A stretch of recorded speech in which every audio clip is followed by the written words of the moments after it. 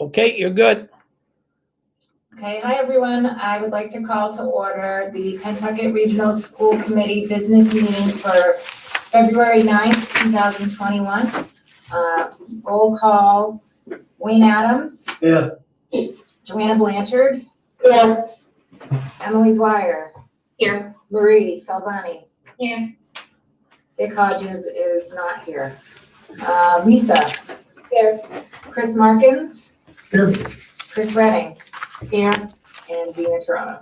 So the only one we're missing is Dick for now. Hopefully he will get on. We do have a majority vote. Could I please get a motion to approve the agenda? So moved. Second. Is there any discussion? Roll call vote, Wayne, Yes. Joanna, Yes. Emily, Yes. Marie, Yes. Lisa, Yes. Chris Markins, Yes. Chris Redding. Yes, sorry. That's all right. Okay, now I need to approve business meeting minutes from January 19th, 2021. So moved. Second. Any discussion? Okay, was this the meeting, Joanna, that you had okay. So there were two changes that someone submitted from the public that we made. Or just one actually, but, so does anyone, okay, vote now. Do you want to say those changes?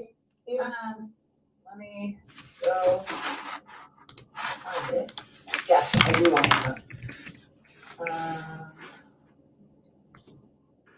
So I've got them right here if you want me to, Madam Chair. Okay, that would be great. Sure. So in page 2, this was on page 2, bullet 3. What it should have been is the statement is the decision was not based on fact nor science. And that was the one correction. It's written down there as it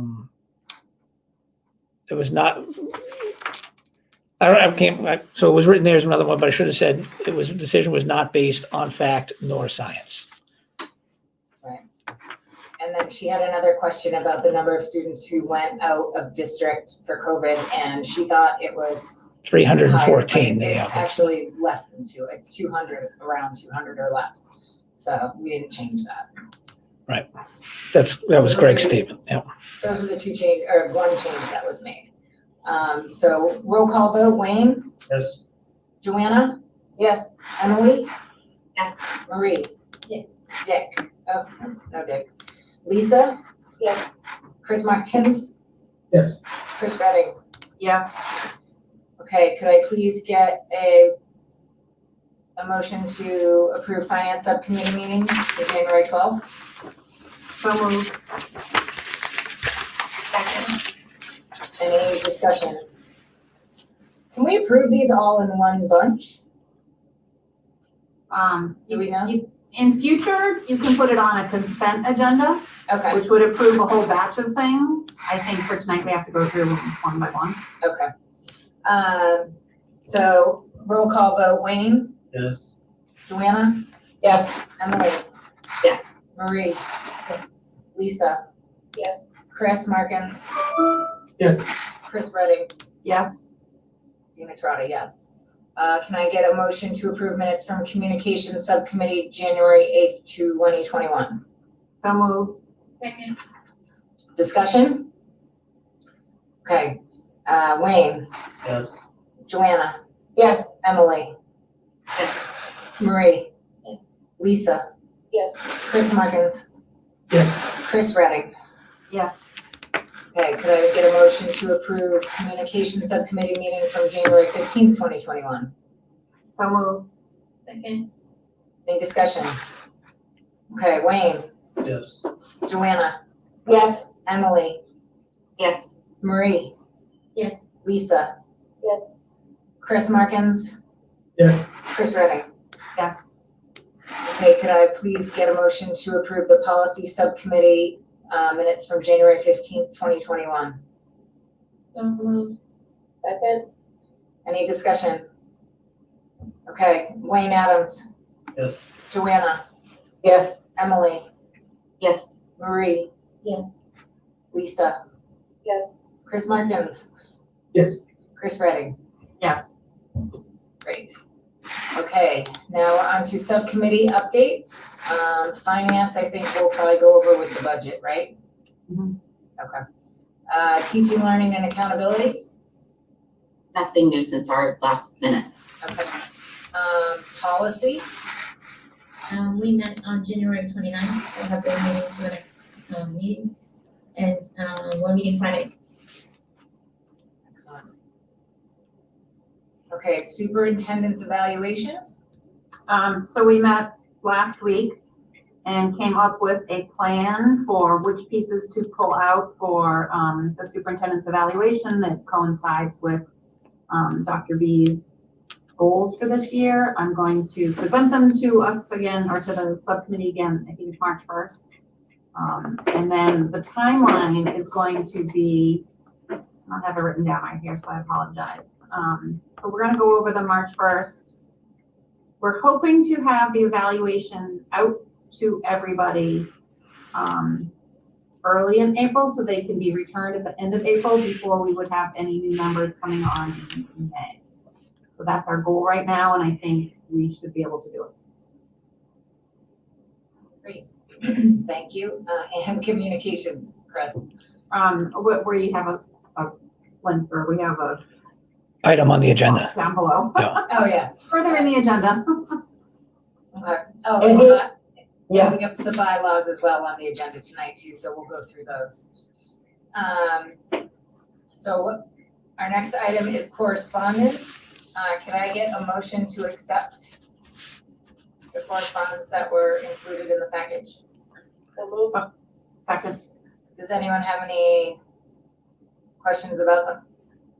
I just have a question about what we're doing when we accept correspondence. So this is what we're gonna do now. We just accepted, and it just means that does it just mean we've read it and it's gonna be part of the official document? I'm just curious what it means. Yep, Mary Ann, do you want to answer that? She's on mute. You're on mute. Yes, that's exactly what it means, Joanna.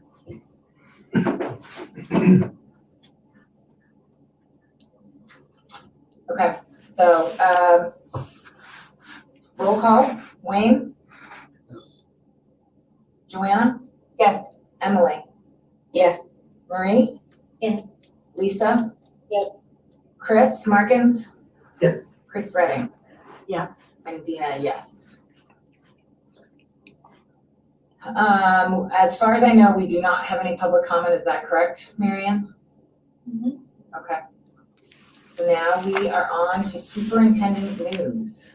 All right, Just before you start, can you give us an idea of how many people are watching the meeting? Because I don't know how to see that number when I'm at home. Yep. Unless, 28. okay, thank you. You're welcome. So first, Madam Chair, I just want to, for the world out there, you'll see Mr. Thornton has a mask on, as do I. It's because we're in the same space, and he's in one corner and I'm in the other corner. So it's not a conspiracy. It's just I'm wearing a mask because someone else is in the room. So I'm going to turn it over, of course, to our student rep, Ms. Casey Peterson. Casey, go ahead, take it away. Hi, everyone. This week, I wanted to revisit the issue of snow days and whether to keep them as remote days or have an actual snow day. When I was asked about snow days at a previous meeting, I had said that I was a bit on the fence about having a remote day, but that I understood why it was necessary in order to make sure teachers get in the required curriculum. However, after now experiencing a few snow days myself, I can say with confidence that my answer on that has changed. I think it was a great idea to send out that snow day survey to students and parents to collect their input. And while obviously I don't know what the results of that survey show, I do know that everyone I have spoken to, both students and parents, would appreciate an actual snow day. This year has been extremely hard for everyone, with the pandemic taking away many of the best parts of school, like seeing all your friends, not just those in your cohort, cheering on Pentucket at sporting events, attending after-school activities and events like homecoming and Spirit Week. Snow days are one of the remaining COVID-safe things that the pandemic should not be allowed to take away. Students are under a lot of stress every day, and remote work is hard on a lot of people, so having an extra day to just catch up or even just relax and decompress could really make a difference with mental health and overall happiness. I'm not sure about other people's workload on snow days, but I have found them to be even more work than a regular remote day, which is already a lot. When we have remote days on a snow day, most teachers decide to hold meetings during their class period in order to provide direct instruction, which would be fine if students didn't have additional homework from each of these classes as well. I find myself staring at my computer for 7 hours worth of meetings and then staring at my computer for 7 hours worth of work. A day of unexpected freedom and joy is something we could all really use right now. This is especially true for the seniors, since not having to make up snow days is one of the perks of senior year that everyone looks forward to. So many rites of passage have been lost to us, so I'm hoping we can have this one thing of the past back. I'm confident that students throughout the district would be very appreciative. Thank you. Thanks, Casey. Now, okay, is that anything else, Casey, or is that? That was it. Okay, all right. So I saw, Madam Chair, I saw you smiling because, of course, you have the superintendent's news. And the first thing I was going to share was the survey data. So if you could pull that up for me, Madam Chair, that'd be. I can. So what we did, just for people watching, we sent out surveys to students, parents, and teachers to try to get feedback. And interestingly, that's okay. So on the top there, that top one, the 794 responses, that is the parent results. And you can see about 63% want the snow day, and you have 37% wanting saying stay with the remote learning. If you go to the next one, which you see below there, that result right there, those are the teachers. So you have the teachers, about 53% saying stay with remote learning and 47% saying call a snow day. And the students' response that Casey spoke about, and then, by the way, this is now all inclusive of high school and elementary, so secondary and elementary students. But you have about 57% of students saying call a snow day and 43% saying go with remote learning. So it's, we've done 2 remote learning days. And I would say, I think from a parental standpoint, I think what Casey said is accurate, particularly if you were in cohort B. Like that was a shock to have that full day of learning. So a snow day, a regular snow day is a potential. We're also working on looking at a shortened day altogether. Instead of doing a full regular day, possibly looking at like a 3.5 hour day where everyone gets up at 8 and ends at 11:30 and then can have the rest of the day. Because what we don't want is what happens. We don't want to have consecutive days of people being just staring at a computer. I mean, it's kind of what's happened, but that's the data that came back. It was also interesting. It's not here on the chart, but when we looked at how people felt about the work, they either said it was too easy. I'm sorry, there was either just right or too hard. No one said it was too easy. So it was, or there was very few percentages that said it was too easy. So that was, it was just good to get a feedback. And people sent suggestions. Hey, could we check on this? Can we check on a different variation? And overall, this was for me, this was a good way to get the temperature of what was going on in the community. So Casey, I appreciate that feedback, and the data certainly holds out. Like it's, some people, it's close, not close to fit. Parents certainly want traditional, which makes sense. Like we all had it when we were growing up, so we would default to what we experienced. And if you have children, you might just want to have that time with them. And like I've said to parents, if it was to be a remote learning day, you have that option. You could certainly just say to your child, go outside and play. But I think if you're in secondary, that's not so easy to do. Like there's so much more of a demand that you have got to be there. So definitely great feedback. So thank you to everybody that participated. That's 1,800 responses right there. The next thing I've got for us to talk about just wanted to go back to our COVID numbers and where we were with things. Go over to the 3-week town COVID numbers. Yep, that's the one.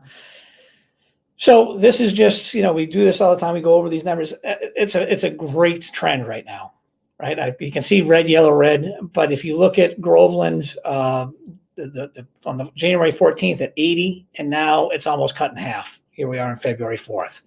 West Newbury from 22 peaked at 26, but then draws all the way back down to 17. More importantly, those percentages: 7.45% in Groveland, 4% in West Newbury. Those are lows. Those are the lowest we've seen in a long time.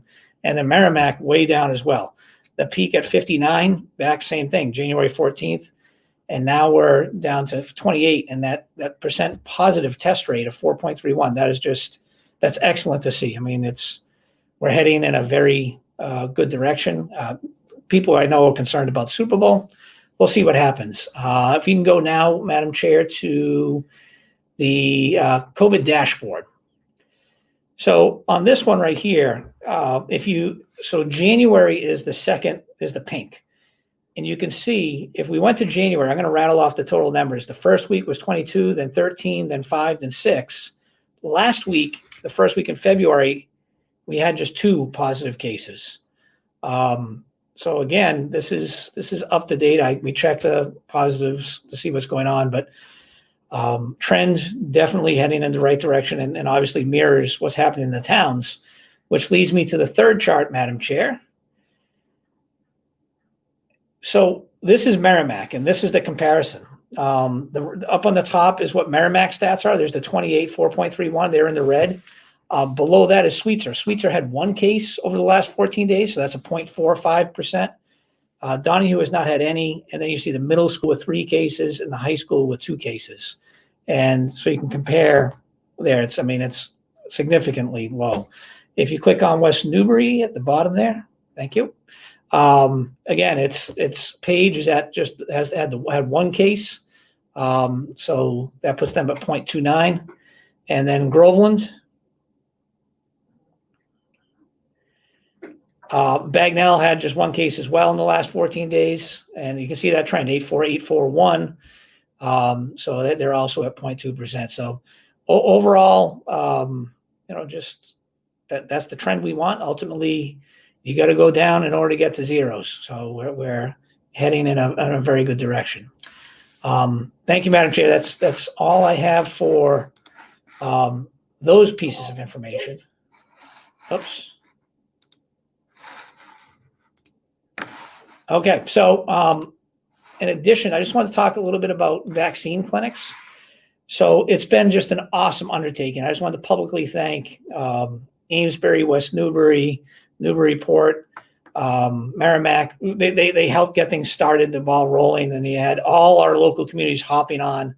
I was able to, I know they had the clinic this past Saturday at Page School, and they're going to have another one on the 13th and 18th. And those are for phase 1 people getting their second shots. And then later on, they plan on between Amesbury and Page, Amesbury High School, I think, and Page, starting big clinics. Just great work that's being done on those vaccines. We had a lot of employees volunteer to work at those vaccines, and so there's a lot of familiar faces there. But of course, we had employees from Newburyport, Amesbury, Triton, all there to help. So you had school nurses from all over the place.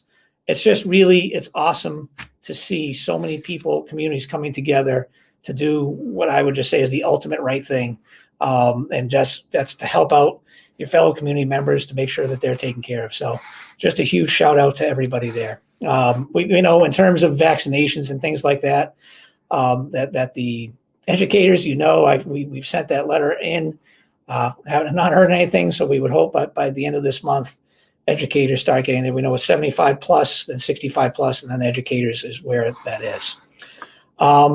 Separate piece altogether. There's a beam signing, and I just put it up on Twitter. So it's a beam signing and topping off ceremonies. There's a video up there. If you go onto Twitter, it's at Pentucket RSD. You can see that. It's just a 2-minute video that WT Rich put together for people who weren't able to see it happen.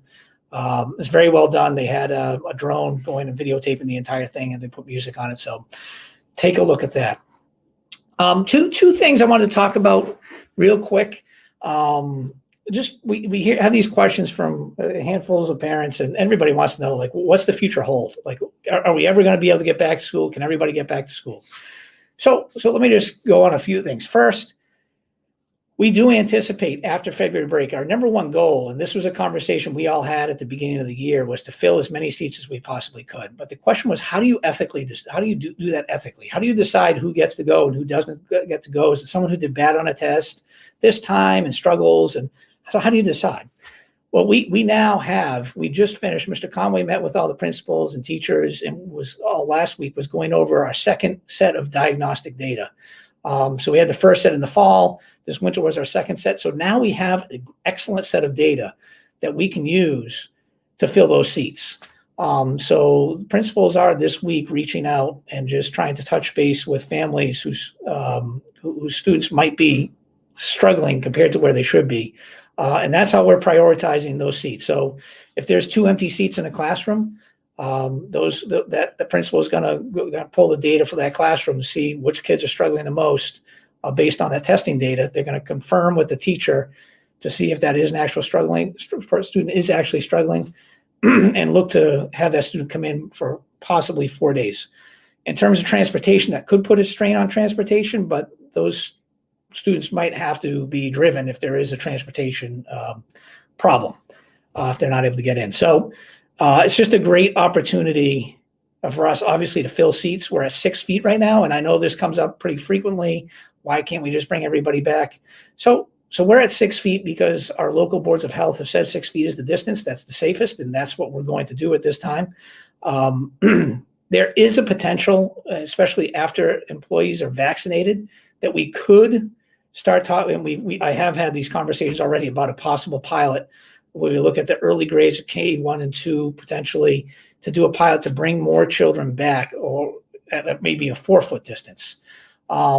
And I think everyone that was involved last summer in terms of what does it 3 feet look like, everyone that was involved in that process, and those were students, parents, employees, administrators, and certainly board of health members, they all know that we even at 3 feet, we can't bring everybody back. Like, we can bring up most of the people back, but there's a lot of instances where we do not have the physical space of a lot of other school districts in our buildings to have all students come back.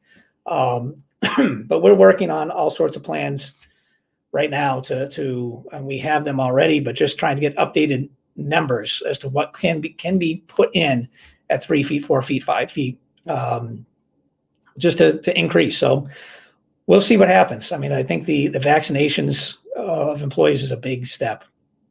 And then, the question about next year, that's 7 months from now. And if I just go look back 7 months ago, we had a plan. Like, we presented a plan to the school committee at the beginning of August. And since we presented that plan, there has been dozens and dozens and dozens of adjustments.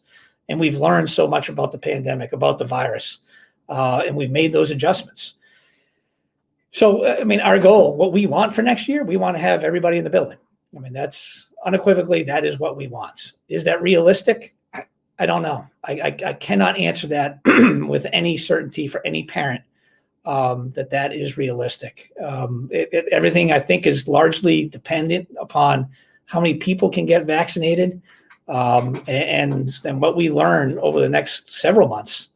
So I just wanted to bring that up. I know there's been a handful of emails, even in correspondence. I think there were some pieces. So I just wanted to address that. But we're hopeful, and that's the best we can be. And we plan all the time. We're planning all the time for possible such scenarios and twists.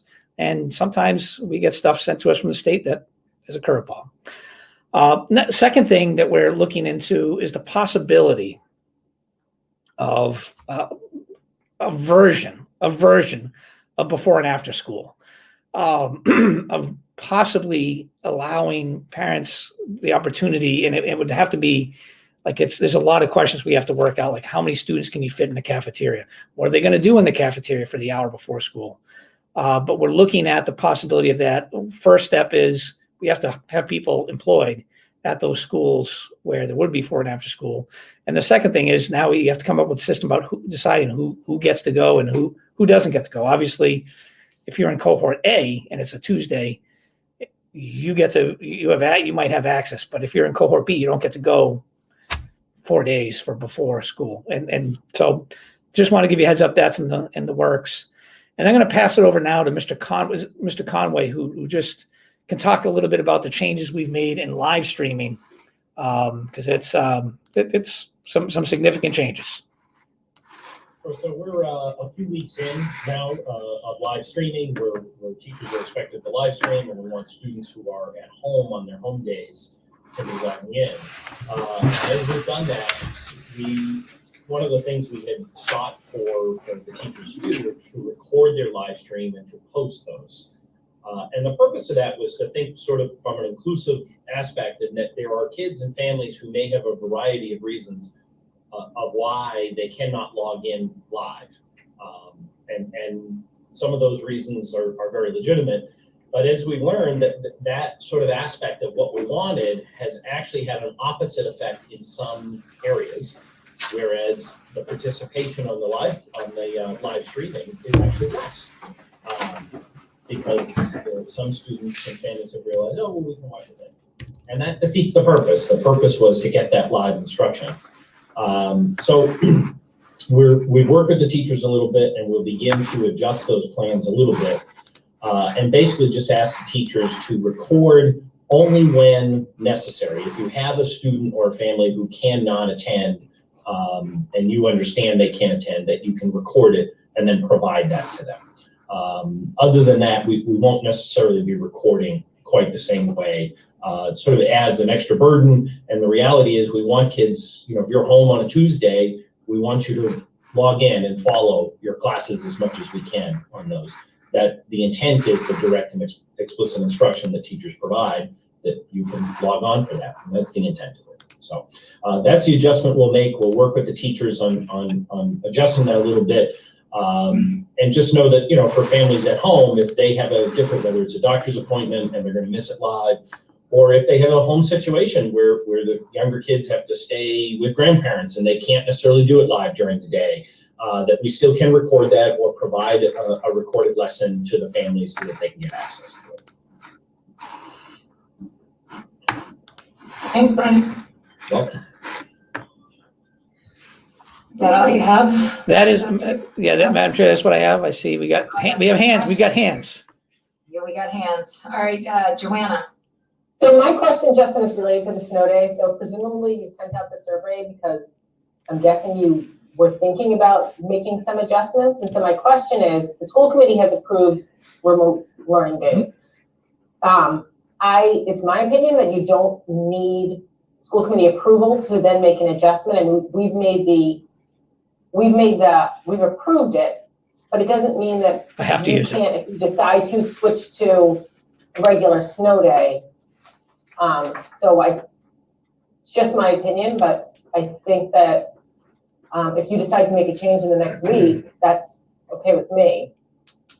Yeah, so I don't think there needs to be a discussion with the whole committee. so my understanding is that I do have that ability to make that decision, especially because there's all sorts of circumstances, one of which is what Casey spoke to, is we've learned something. Like, we've had 2 days, so we know what that is. If there was a day today, if it was going to be another event like it was last Tuesday, I'd probably be more inclined to say, yes, this is a snow day. I have that survey result. It was split 50-50, right? Or it was a little more towards snow. So just give the snow day. We'll make it up on Tuesday, the June 15th, I think it is. And that's fine. I think it's never, as you know, it's never as simple as, do you call a snow day or not call a snow day? I mean, it was Tuesday would be ideal because it's cohort A that would get that day in June, again, cohort A day. But if you give, so anyways, there's complexities, but yes, I think that's what I would have planned. And if someone had yelled at me, I would have just had to say, sorry, my bad. Chris Redding? So with regard to kind of, the updates on how can we move forward and get more kids into the building, I'd really like to see something on the agenda every meeting, specifically so that it reminds us that it's something that's going to be discussed, any information that you have, any plans that you're doing. Like, I really think that that's information that the community needs to know. I know that it sounds like there's been a lot of discussions and a lot of thought, but I think from the community's point of view, they don't know about any of this. I think there's rumors out there that need to be put to rest, and I think the more information we give that talks to this issue dispels a lot of those rumors before they're even started. So I think I'd like to request that just kind of as a standing thing on the agenda, and you give us an update in the present school year, but then also, like, you know, if there's any changes being made for next year. Yeah, and I think we all know we passed, there's a whole series of plans. We had that whole spectrum of plans that we approved back in August, and that's where we have the greatest foundation of information. And now it's more about, when you talk to a principal, it's, hey, I can't fit that many students in this room, so I might have to move an entire classroom over to a space. Okay, well, so it's a lot of shifting things around and making it happen. But I think you do raise that good point about, there's a lot of rumors out there. It's incredible the amount of rumors that people put out there. You know, we had this, I think we talked about this once before, someone talking about a district where the average class size is 14 to 18. It's sure. And an average class size of 14, you can do a lot of things. That's not what Pentucket has. That's not what we're budgeted to do. And that's not what we have. And other places have facilities that are very big classrooms. That's not what we have. Like, we have that in some spaces, but we don't have that in all of our spaces. So it's really, obviously, I think all of you know, I stay in very close contact with my peers across the state. So I have a pretty good handle of what they're doing and why they're able to do what they are doing. And yeah, there's reasons why some places can bring in 75% of their students, or they can bring in all of their students. There's reasons why some places are still not going to school. So it's very much apples and oranges, because you're talking about physical spaces, you're talking about resources, and you're talking about boards of health that have different, they're all variables. Wait until the budget. Yeah. Dick and then Emily. I was wondering if there was any conversation. Dr. Fauci recently has supported something I think President Trump mentioned way back in May, but he's talking about K through 8 are the least spreaders, and those that did come down with it are 99.98% recovered. And I'm wondering, have we had any conversation, should we have conversation about re-engaging our K through 8 population on a full-time basis? Yeah, so those And are, I know that's a complicated question. no, that's okay. So I think there's two factors. One, I think the vaccination of the adults that are working in the buildings is going to be critical, because and short of that, they're still there. And while that might be well and good for the pre-K through the 8th grade student, it may not be so great for the adults that are in that building. So I think that vaccination is a key part. The second part of it is you have to work with, boards of health have to be on board with whatever we're doing. Right now, we're still, the mandate is, for us, is 6 feet. I think even the CDC, have they even finally 3 to 6 is what it's been for the state, but I'm not sure where the CDC, it was not super clear, but 3 to 6 feet is what it has been. So again, we do not have the facility space, the physical space to bring all students back at 3 feet. We just don't have it. So Dick, what you're talking about is what it would have to be like across the board. Yes, it's perfectly fine. The Massachusetts Department of Health with it is perfectly fine. And then, yep, everybody come on back in. That's not what we have now. That's definitely not a decision that the school committee gets to make.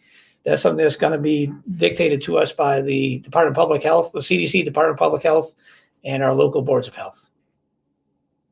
Okay, thank you. Yes, sir. Emily? I appreciate Chris's idea about putting it on the agenda certainly more frequently, just so that even if it's just a recap of some of the pieces, because exactly like Dr. B was saying, I think when people are sending communications like, why aren't you doing this? Because X, Y, and Z communities are doing it. Well, you can then answer these particular fallacies that are being asserted. And I also think that there's there's definitely value to having the conversation, particularly about the K-2 or pre-K to 2 students. If we can get those kids back in the building first. But I also think that there are points at which we have to think really carefully about what burden that is going to put on the resources we have. And I think we said this earlier, but there isn't space in their current classrooms. So yes, we want to think creatively 100%, but if how much movement, how much restructuring is going to play into that, I think that it doesn't mean that we shouldn't prioritize it, but it also is a whole nother level of complication that I think people who don't do this on a day-to-day basis don't necessarily grasp the finer points. Right, and just, I think you're absolutely right, because when we talk about details, we all know there's a transportation issue, right? So first is the space issue. Second is there's a transportation issue. And there's ways around that aren't very good. Like hey, you get to have to walk to school within a certain range. But there's the facility, you go down to the facilities, like at the facilities level, they have to move furniture around. They have to find furniture. They have to, it's not just, hey, it's something you can do tomorrow, which is why we try to plan so far ahead, so that when it does come up, we're prepared. But also like the time, where is the time built into the schedule to do that? And I we're in the process of this in my district. We have to switch the kindergarten and first grade classrooms because of the numbers of kids. And so they have to give, a certain, like the kids are gonna have to be fully asynchronous to not getting any instruction, live for a few days in order to literally just make that physical change happen. And that's once we figured out sort of the general planning of it and the, literal, geometry of how many desks and kids can fit in, a given space. So I appreciate that you can, or someone can, bring those details forward. And I think that as parents or other community members are voicing these concerns, that it might just be helpful for everybody to, as they're saying, think more creatively. What about this? What about that? Like, sure, some of those are great ideas and some of them might not work for whatever reasons, that they might not totally understand. Yep. Thanks, Emily. Chris? But I think that information that you alluded to with regard to the issues that would be the roadblock for it is actually something that the public needs to hear, in addition to the creative solutions we can do to get these things to happen. Because I think right now the community is just seeing what other districts are doing, but they're not us. So I think by having it on the agenda every time specifically, and I know Justin, you're going to keep including that in your discussion, but to have it there and show both sides of it. This is what we're trying to do, but these are the roadblocks we have. And, I think that conversation is very important for people to hear and understand, and not just say, well, they're not doing anything. Because I know that that's not the case. All right.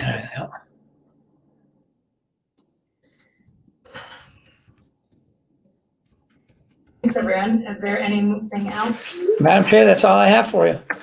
We move into our new business. Okay.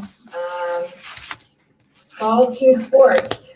So I'm going to do a great introduction here for our athletic director, Mr. Thornton. And let me so you had in your packet links to all 4 of the sports. So we are approved, the Cape Ann League was approved for cheering, indoor track, football, and cheering and volleyball. So those are the 4 that we were approved for. I'm not making this up. In my email, so I was over at the high school today. I actually was talking to Mr. Thornton, Mr. Seymour, and Mr. Thornton just told me yesterday afternoon, the EEA updated its guidelines. So its guidelines, so what you received, there's even updates to that just happened yesterday. As we know, this is always the case, and that creates, complexities. But really what I've asked Mr. Thornton here for is to go over kind of what the situation is with all the sports, what they look like. All the I's are not dotted, all the T's are not crossed because of the changes that just took place yesterday. And he's going to have to go to the coaches to try to get more details. So I think what's being looked for is at the end of this, the school committee's desire whether or not to permit fall 2 sports. So with that said, I'm going to turn it over to Mr. Thornton, who can just talk through the sports, what's going on with each of them, kind of the variations and things like that. That was the longest introduction ever. Yeah, it's good. Let's try. So, fall 2, yeah, where do we begin? We're basically gearing up for probably the most difficult season that anybody has ever had to go through. I think people are certainly looking forward to it in their own ways, but it's going to be a challenge. And it's going to really take everybody involved. It's going to take the coaches. It's going to take the district. It's going to take everybody to really make this happen if it's something that we want to do, particularly in a sport such as football.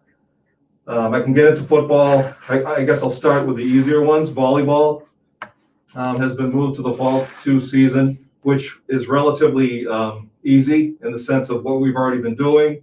We're pretty comfortable, the student athletes at least, and the coaches being in the gym. So volleyball would, of course, take place in our main gym. We have the equipment there.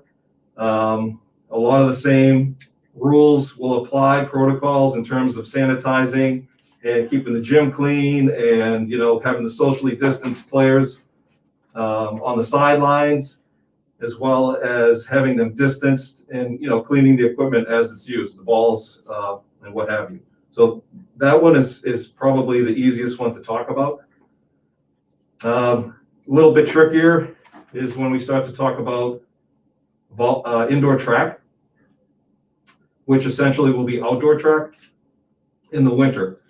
We do not have an indoor track, nor do any of the schools in the Cape Ann League. So we're basically going to rely on using the outdoor track if possible at some point. And keep in mind, this fall 2 season is set to begin on February 22nd, which is a little less than 2 weeks away. And it will run through April 25th, I believe. So you're talking about a couple of months. A typical season for spring sports would start mid-March. So when we have an outdoor track team, for instance, in the spring, it starts usually the Monday after St. Patrick's Day, mid-March, and would run through June. So this indoor track season would obviously start earlier, February 22nd, and basically with the hopes of weather cooperating at some point between February 22nd and April 25th, where we could actually get outdoors and have competitions on the track, which would take place not officially, where we're going to be meeting again on Thursday with the Cape Ann League athletic directors, but we're looking to start meets the first week in April for a couple of weeks, and having 2 to 3 meets per week against one school at a time. These would be dual meets, and we would get 5 quote-unquote indoor track meets that would take place during those first couple of weeks in April. So if you're wondering how many indoor track meets we usually have in the winter, it's about 5. Not including the competitions that we would have in terms of tournaments or competitions that would be statewide afterwards. That obviously would increase the number. But in terms of an actual winter season, how many meets the indoor track team would go to is about 5. So we'd be looking to get those in for that team. The challenges are going to be the weather. It's going to be where we can practice. Years past, most of the indoor track team is running in the corridors at the high school. We're setting up the hurdles in the corridors, and we're doing starts, and we're using the gym as well for the shot put and for the high jump, which we would still want to use. And we would also still be looking to use the gym for the track team this winter for conditioning drills that we could do. And again, weather permitting, maybe they can get onto the track. Years past, the distance runners are always, running. You probably see them on the streets. The sprinters have been using farm lane in the past. So those are still options, again, weather permitting. It's something that we could use, and it's something that we would be looking to do to help out the indoor track student athletes. Cheering right now is a very big question mark. There's been some restrictions that are taking place with cheering. There are no competitions right now, which for those of you unfamiliar with the sport of cheering, that is a very big deal in terms of the cheerleaders, where they do their routines for the whole season and gear up for those competitions that are held at the end. So right now, those are off per EEA guidelines, and the restrictions are there where they basically can go to cheer at games. Right now, home games only. So that would leave us to volleyball and indoor track for cheerleaders if they wanted to take place in that. Right now, I would think that's going to be a big question mark. We have another meeting with the Cape Ann League athletic directors, as I said, on Thursday. So there are a couple of options that we're looking into to see what can be done with the fall 2 cheering season in terms of anything that could be done possibly virtually. We're also holding out hope that the winter, stay with me here, the winter cheering season has also been pushed off to the spring season. So there are 2 cheering seasons. One is in the fall, one is in the winter. The fall cheering has been moved to this fall 2 season, which is starting on February 22nd. The winter cheering season has been moved to the upcoming spring season, which will start at the end of April. And there is a chance that competitions will be opened up at that point, where if that was the case, we could certainly have a cheering team take part in the full competitions if that's held. And then we get to football, where do we start? Where do we practice? Where are we gonna go? Where are we gonna play? What field are we gonna use? How much snow is gonna be on that field? Are there turf fields available? What are the guidelines? Can we go inside now? We know we can go inside now for some practices. That was brand new as of yesterday. Yes, but again, a football practice indoors Still has restrictions. It's socially distanced. It basically means you can go indoors to do some stretching and some distance work, not a full-fledged football practice as you would see outside on a. And if I could, we also, just important to note that locker rooms are still closed to all sports. That is correct. So locker rooms are closed, meaning that what you're looking at in terms of football is it's much different. It's more of a Hockey. youth football look to it in terms of players would have to show up in their gear, carrying their helmets and shoulder pads as they did as a youth, getting out of the car, going to their practice, participate in their practice. All the equipment goes back in the car, they go home. So things that we need to work out would be, underclassmen who don't drive, upperclassmen who don't drive, showing up at school on their cohort day, where are they going to put their equipment? And, maybe it's something where we just have to have practices a little later in the afternoon. We're exploring the possibility of using the Amesbury Sports Park, which has a turf field there. Obviously, there's an expense added to that. I believe we got back that it's $200 an hour to practice at a facility such as that. Haverhill Stadium, same sort of thing, which, these schools that have turf, you have to keep in mind, they also have football teams, so they're using their turf to have practices, and, they're going until, probably 6, 7 o'clock at night, if they're running 3 levels of teams in that particular sport, football. So, a lot of different questions. If anybody has anything in particular, I'd be happy to speak to it. Okay. Not all at once, though. Marie? I have a few questions / concerns. One of the things that has come into my mind is that we had 3 smaller basketball teams, or not basketball, smaller sports. Which would be the basketball. I don't know how many kids are going to go out for this, but indoor track and football seem to be larger in number significantly. In general, participating. You not hear me? Was the question about the numbers of athletes?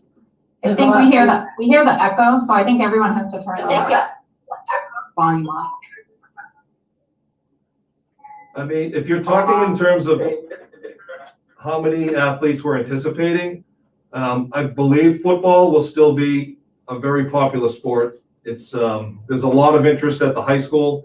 There's a lot of interest from student athletes who have never had an opportunity to play football, who are actually looking to play football now because maybe they played soccer in the past, or maybe they played a different sport in the fall. And they're looking at it as this is their opportunity to play a sport that they've never played. So, with that being said, last year we had 72 student athletes play football. We have guidelines this year where when we go to a game, we're only going to be allowed to bring 45 athletes. So, do the math. If we have 72 student athletes who are out there, 45 are getting on the 2 buses that we're going to bring. And, we're either going to have, it's all going to depend where the numbers fall. The JV team is certainly a possibility, and we're planning on having that. But they're all going to be the same regulations that we have to follow. And indoor track, I believe, will probably be a little bit down on the boys' side. But it's quite popular on the girls' side, so I'm expecting big numbers with indoor track. And I'm also hearing quite a bit of interest with volleyball. So I think volleyball may very well have 2 levels.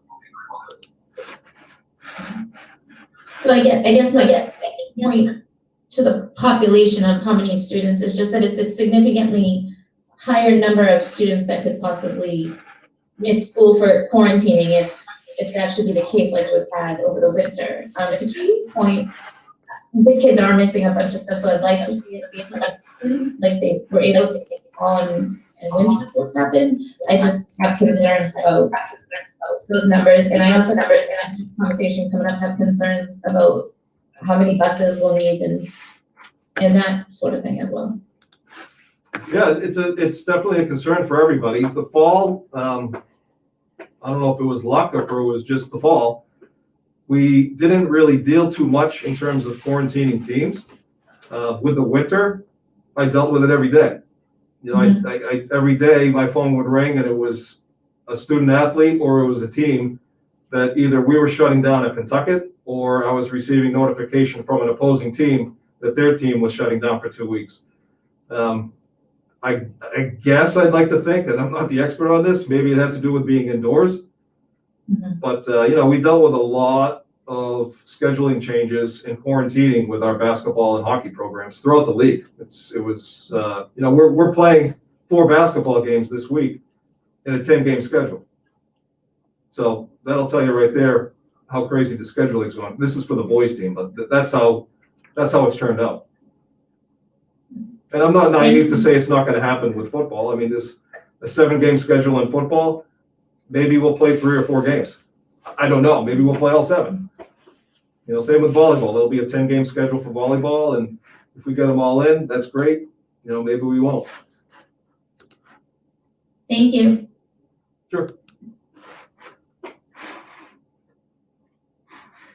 I'd like to say too, just to speak on behalf of our coaches at Pentucket, it's been very pleasant for me to receive phone calls from opposing teams and coaches who just really appreciate the way our teams have conducted themselves. I think our student athletes have really taken this seriously, as have the coaches. And, it's nice when you get a phone call saying how great it was to watch a basketball team come off the court and the first thing they do is sanitize their hands.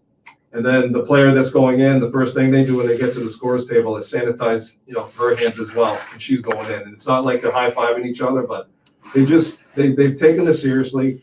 And I think they really are appreciative of the opportunity that they had to play. And that just reflects well on everybody. That's great. Chris Redding, you had a question?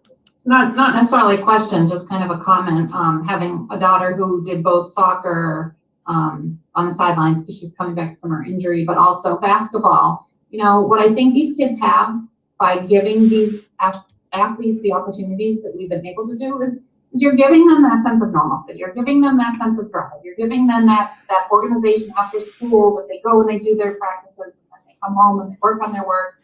you know, it's an outlet that these kids need. Casey earlier talked about on snow days being sitting in front of a computer for this long. You know, this gives them that opportunity to not sit in front of the computer for that period of time. They're with their friends. They're, you know, the expectations that there are to be appropriate at practice, like that's across all of them. And I think that we've seen, even when there's been some quarantine issues, that what has happened is there has not been spread within teams. It's been, you know, their behaviors on the outside. So I really think that, you know, to the extent that the Cape Ann League and MIAA can allow these kids to get out there and do stuff, like I think we have to approve it as a school committee. And may there be issues with the team having to quarantine again?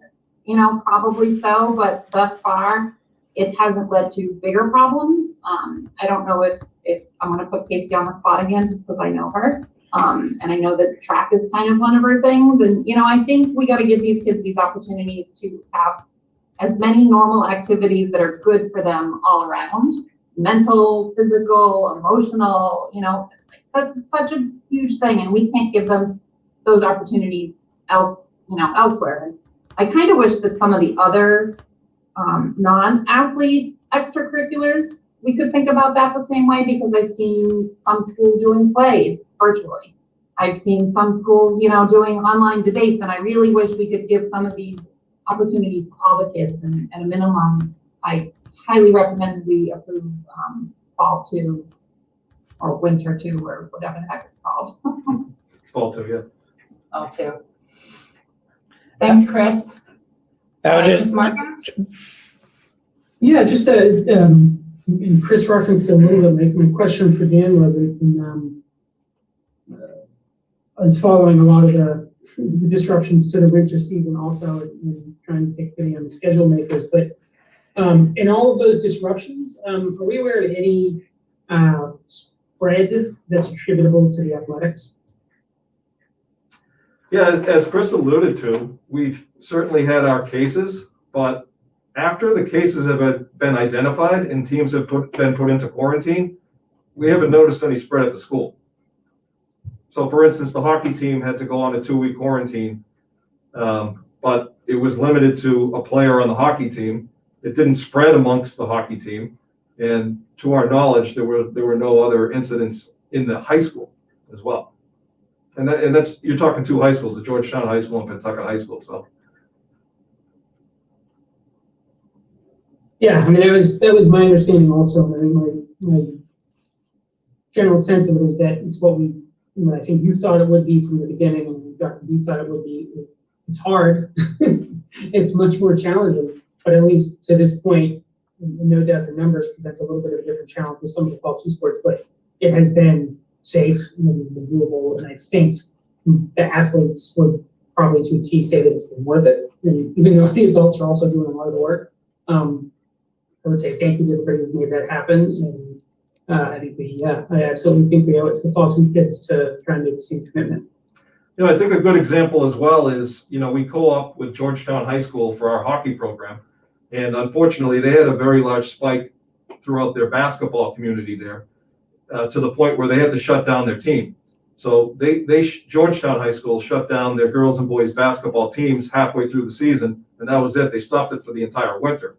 And once that happened, you know, the first thing you're thinking of is, you know, we have 10 or 12 student athletes from Georgetown High School who participate on our hockey team.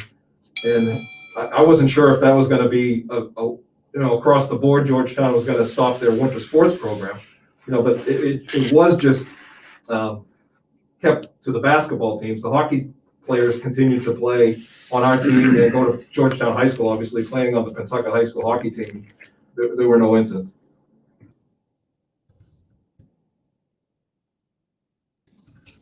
Dick, and then Chris again.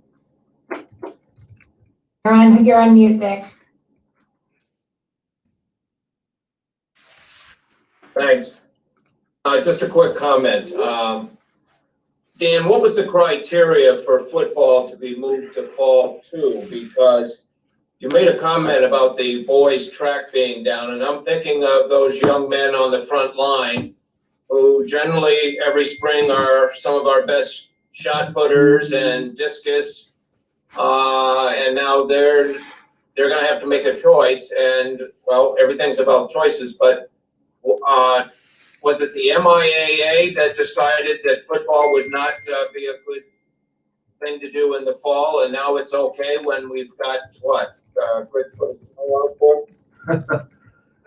It's a great question. It's confusing to many, personally. Yeah, we could all look back in hindsight, and New Hampshire ran football in the fall, and it seemed to run it without incident.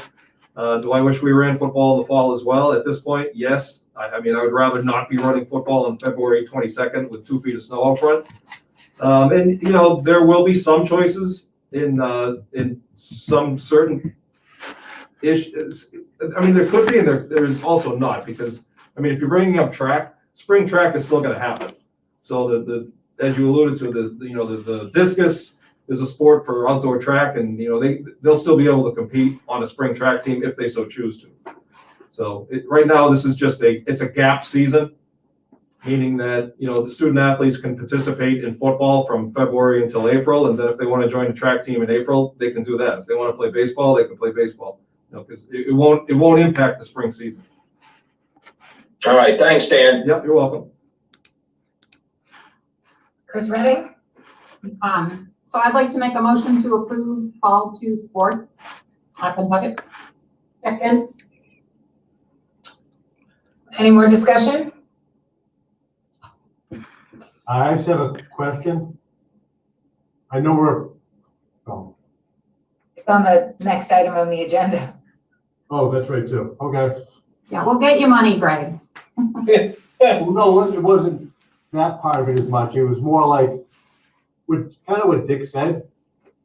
We're sending all these kids outside, and we don't have an outside really. So I think I want to make a comment that, and I know we have a lot of very, very involved parents here. I hope we don't have the opportunity that we've had in the past where people are going to start showing up and trying to shovel off fields and shovel off tracks. Because it's happened in the past and it has not turned out well for our facilities. So, I mean, I think we just have to let nature take its course. I get what you're going to have to do, but outdoor track and being on our track anytime soon, I think looking at the weather, it's not even supposed to go below freezing pretty much until March. So I don't see a lot of melting in our future, and it keeps snowing, so you may not see that track before the end of April. It's happened in the past around here, so I have no problem running the sports. I just want everybody to kind of be aware of what we're at with this thing. So Greg, if I could just summarize, you don't want any parents out there trying to snow blow or plow the very limited fields that we do have, as that has caused problems in the past, as I recall. Absolutely, that's basically what I'm saying. So I know we see like the football team's gonna practice in the field out front and it's a little deep, and the track people are gonna run the track. Well, maybe if they have snowshoes. But for a while, this is gonna be starting February 22nd, there's gonna be snow. And probably will be through close to mid-March, maybe the end of March. So I just want the parents to know, I have no problem running it, no problem signing the kids up for it, but it's not going to be anything close to what they're used to seeing. I can donate 2 pairs of snowshoes if that helps. I have one question is there any liability that we have to worry about with the kids running? If they're gonna run outside or, slip and fall? I mean, do we have any liabilities that we have to be concerned about with?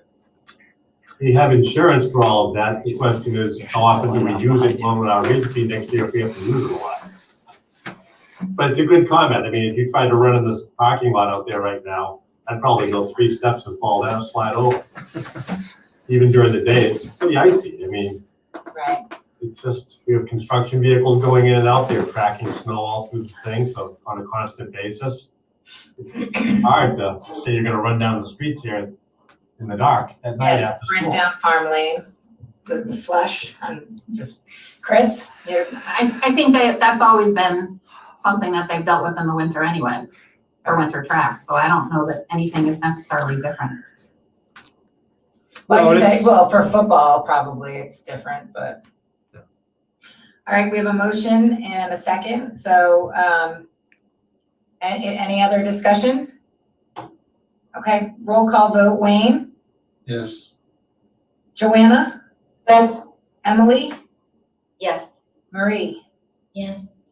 Dick, Yes. Lisa. Yes. Chris Markins, Yes. Chris Redding, Yes. Dina Trotta, yes. Okay, fall 2 sports are approved. Next on our agenda item, fall 2 sports surcharge. Greg, do you want to talk about this, or? I'll be happy to speak to it. I mean, I kind of got the gist of reading through a little bit of this, and it's more of the same we dealt with any other indoor sport that we saw we did the winter sports, I guess, that season.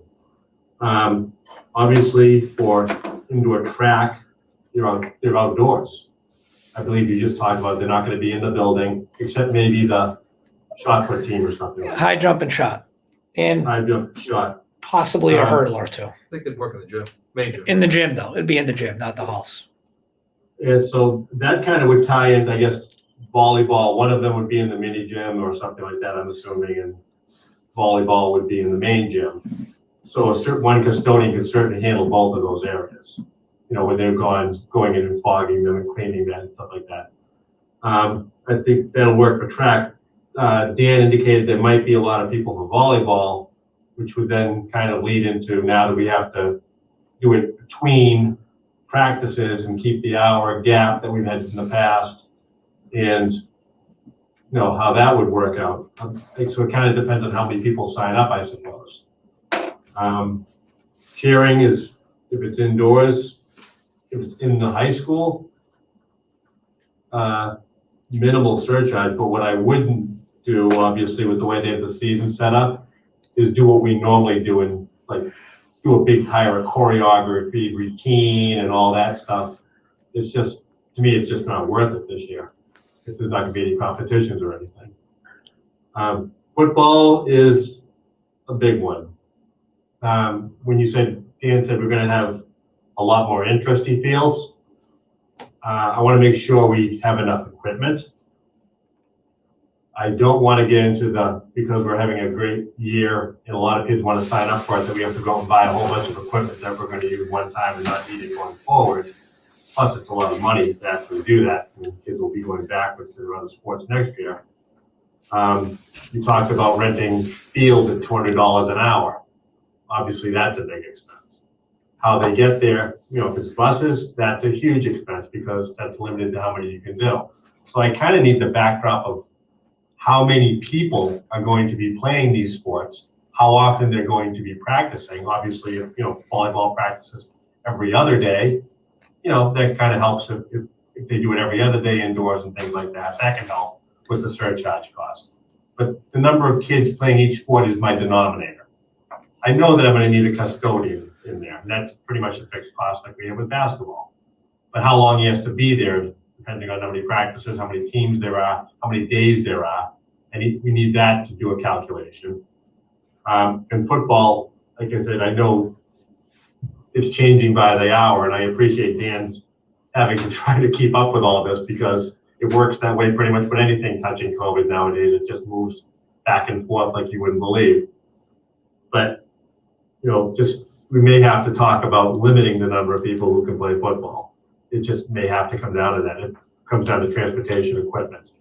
And if we're going to pay $200 an hour, for 2 hours of practice, 5 days a week, that's a lot of money for 10 weeks. That's a real lot of money. It's 20,000, Greg. If that gets factored into the football thing, that's going to be a heck of a surcharge. So like I said, once those numbers come in, you've approved the sports and we'll back it off.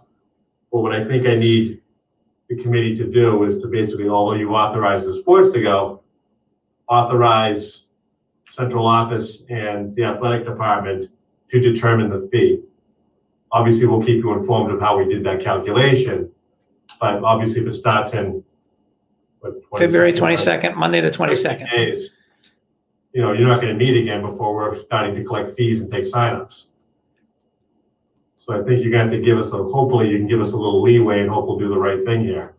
We'll keep it as cheap as possible, but you said, much like the winter team, because you have things going on indoors, and now we have one traveling maybe far away, we're gonna have to take those things into consideration. Hey, Emily, I know you had a question. Actually not so, well, I don't think Greg's the person to answer this question, but the cheer team for this season, that was the fall season? Fall 2. So fall 2, are those typically the same student athletes who cheer with the spring cheering season? The fall cheering season. Yeah, but I think Dan you answered that. know, the fall 2 cheerleaders I don't typically the think same so, that are Emily. in the I spring. think they're different. Of I mean, I'm only asking because like Greg had brought the point about like choreography and, competitions, and I'm just wondering if it was the same people that it could, Move to spring. yeah, or at least be like, they could be aiming at something further down the road, if it was the same. We only have one cheer team, and it's the fall cheer team. Like, we don't do winter cheer at Pentucket. Yeah, we haven't had winter cheer in Oh, we have years. spring, isn't that what No. you did? No, he's, I think, saying that the fall, which got moved to fall 2, would then become spring. Yeah, there's a chance that, well, winter cheering has already been moved to the spring season, which is the upcoming season. So if in fact that season turns into a competition season, we could move, and we may decide on this Thursday with the Cape Ann League, we may decide to move the entire fall 2 cheering season to the spring so that it'll provide those student athletes a chance to compete and be a part of a competitive cheering team. Okay, thank you. Yep. And Chris, did you have something else you wanted to say? Well, so my question with the surcharge is, I know that the basketball teams paid a pretty substantial surcharge. I'm wondering whether there actually was the need to have a lot of overtime for the custodians, because I think you mentioned about a lot of time between practices, and that's not what happened. I think it was pretty much the boys would finish up, the custodian would come in, and then the girls would go in. So I don't know that there was all that much extra work being done. And I'm not saying that that was bad, like health purposes. I think they did what they needed to do. I just don't think it took as long as we originally thought it was going to take to go through and fog the gym. So, I would like to think that if there are surcharges, we really look at whether or not they are appropriate, and that they're not, you have a volleyball program that was brand new last year, and that if you're trying to build up the program, and for somebody to say $250, like, you're going to have people not do it. I think basketball is a different story, because there is a longer commitment to kids in this program from the youth league on up. So I really hope that we as a district try to keep those opportunities open for the kids and really only charge what is truly necessary for this season. Sure. Basketball was fairly unique. Now, keep in mind, these aren't custodians doing overtime. These are extra custodians we bring in dedicated to that space. So I just want to make sure we're not giving overtime. We're bringing day guys in. Part-time people at night to do all this stuff, like subs and things like that. So that's what we're Right, but if you have volleyball is using the main gym, that's just one, maybe 2 teams. Sure. But the other thing with basketball, when we factored in, was the loss of gate revenue that we went into originally figuring out the fee. And that's actually they actually taken a lot more money than football does. Yeah, now that I understand on that. So yeah, no, the fees wouldn't be anywhere near the $250 level. I can promise you that. Well, unless they rent field space for $1,000 a day or something. So that would change. But no, for like volleyball, indoor track and sharing, the surcharge, if anything, wouldn't be anything close to what that was. Okay, can I'm looking for a motion that will authorize Greg and Dan and the athletics to determine the fee. So moved. Fall 2 sports. For fall 2 sports starting on February 22nd. Second. Okay, any more discussion? I think we've discussed enough.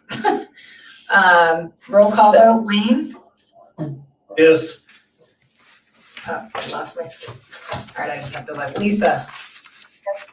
Marie? Yes. Chris Redding? Yes. Joanna? Yes. Emily? Yes. Chris Markins? Yes. Dick Hodges? Yes. Wayne Adams? Yes. Okay, and Oh, I'm a yeah. yes. I usually have your names listed in alphabetical order just so I can rattle them off, but I moved my page. Okay, so now we are on to discuss the fiscal year 2022 budget. All right, so first, I just want to just make, I really have to thank Dan. I mean, he's having to stay on top of this. It's a moving target. It's not easy. And if you're wondering why we had to change the camera angle here, it's because his computer died. So I'm going to send him on his merry way. Thank you. Drive home safe. Thanks, everybody. Thanks, Dan. See you soon. All right, Justin, do you want me to share budget update? Yeah, I think, sure. So Greg's here. You can talk first and then let me know when you want me to share it. Yeah, so what we've got is it's a document that you'll see here in a second, and Greg can go through this. I'm going to actually, thank you. I'm going to actually just talk through what's happened.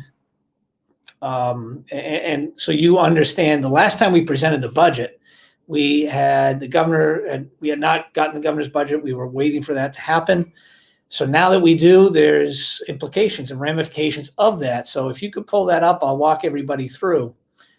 And Greg has disappeared. So, if I make out, no, Sue, dang. I was hoping I'd be able to say things and make up money that didn't exist, and Greg wouldn't catch it. So That's my job. So, yeah, Madam Chair, if you can, here we go. All right. Is that big enough? This is perfect. Yes, yep, perfect. That's better.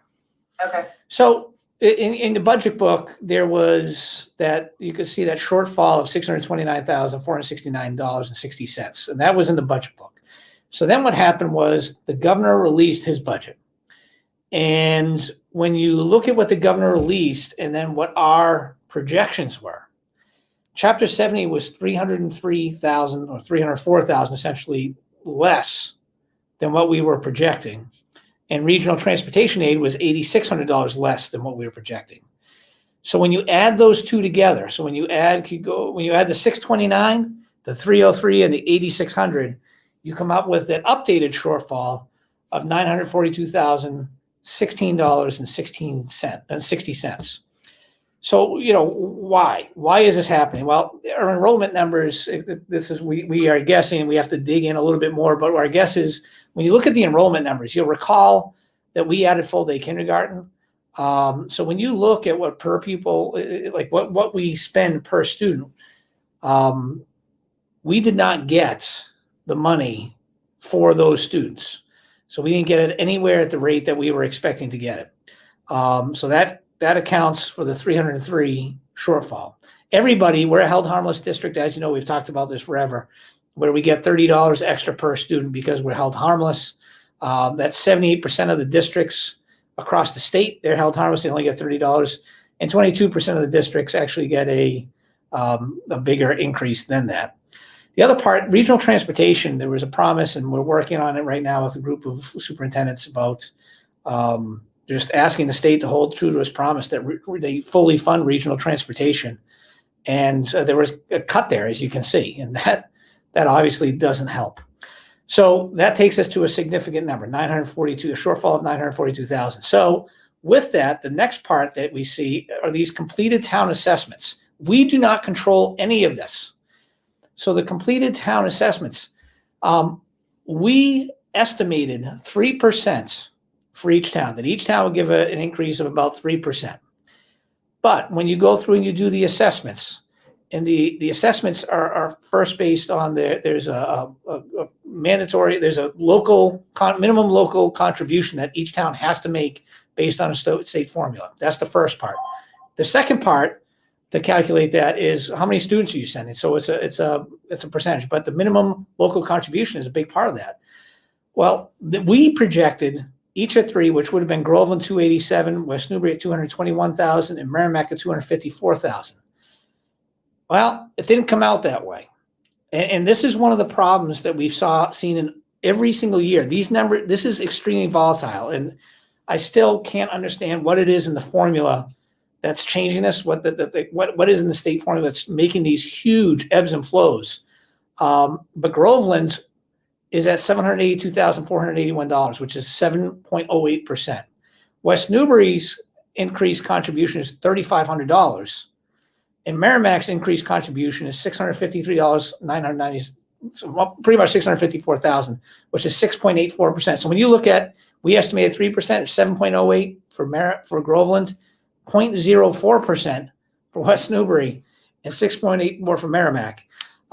That's pretty remarkable. And it's, I just put that down there. Those increases do not include the additional amounts, the towns, so they had the building project, so they already have to pay for that building project. But they, of course, they do take into account that reduction that was in the state revenue. So if you keep going down, the question is, what does this mean, and where does this leave us? So with those numbers, keeping those numbers right where they are, that would mean both Groveland and Merrimack would have to go for an override. And if those overrides don't pass, then the budget fails. And that, as you know, creates a problem because we revert back to the budget that we currently have. So at this time, here's what our approach is. And this is going to require a motion and a vote.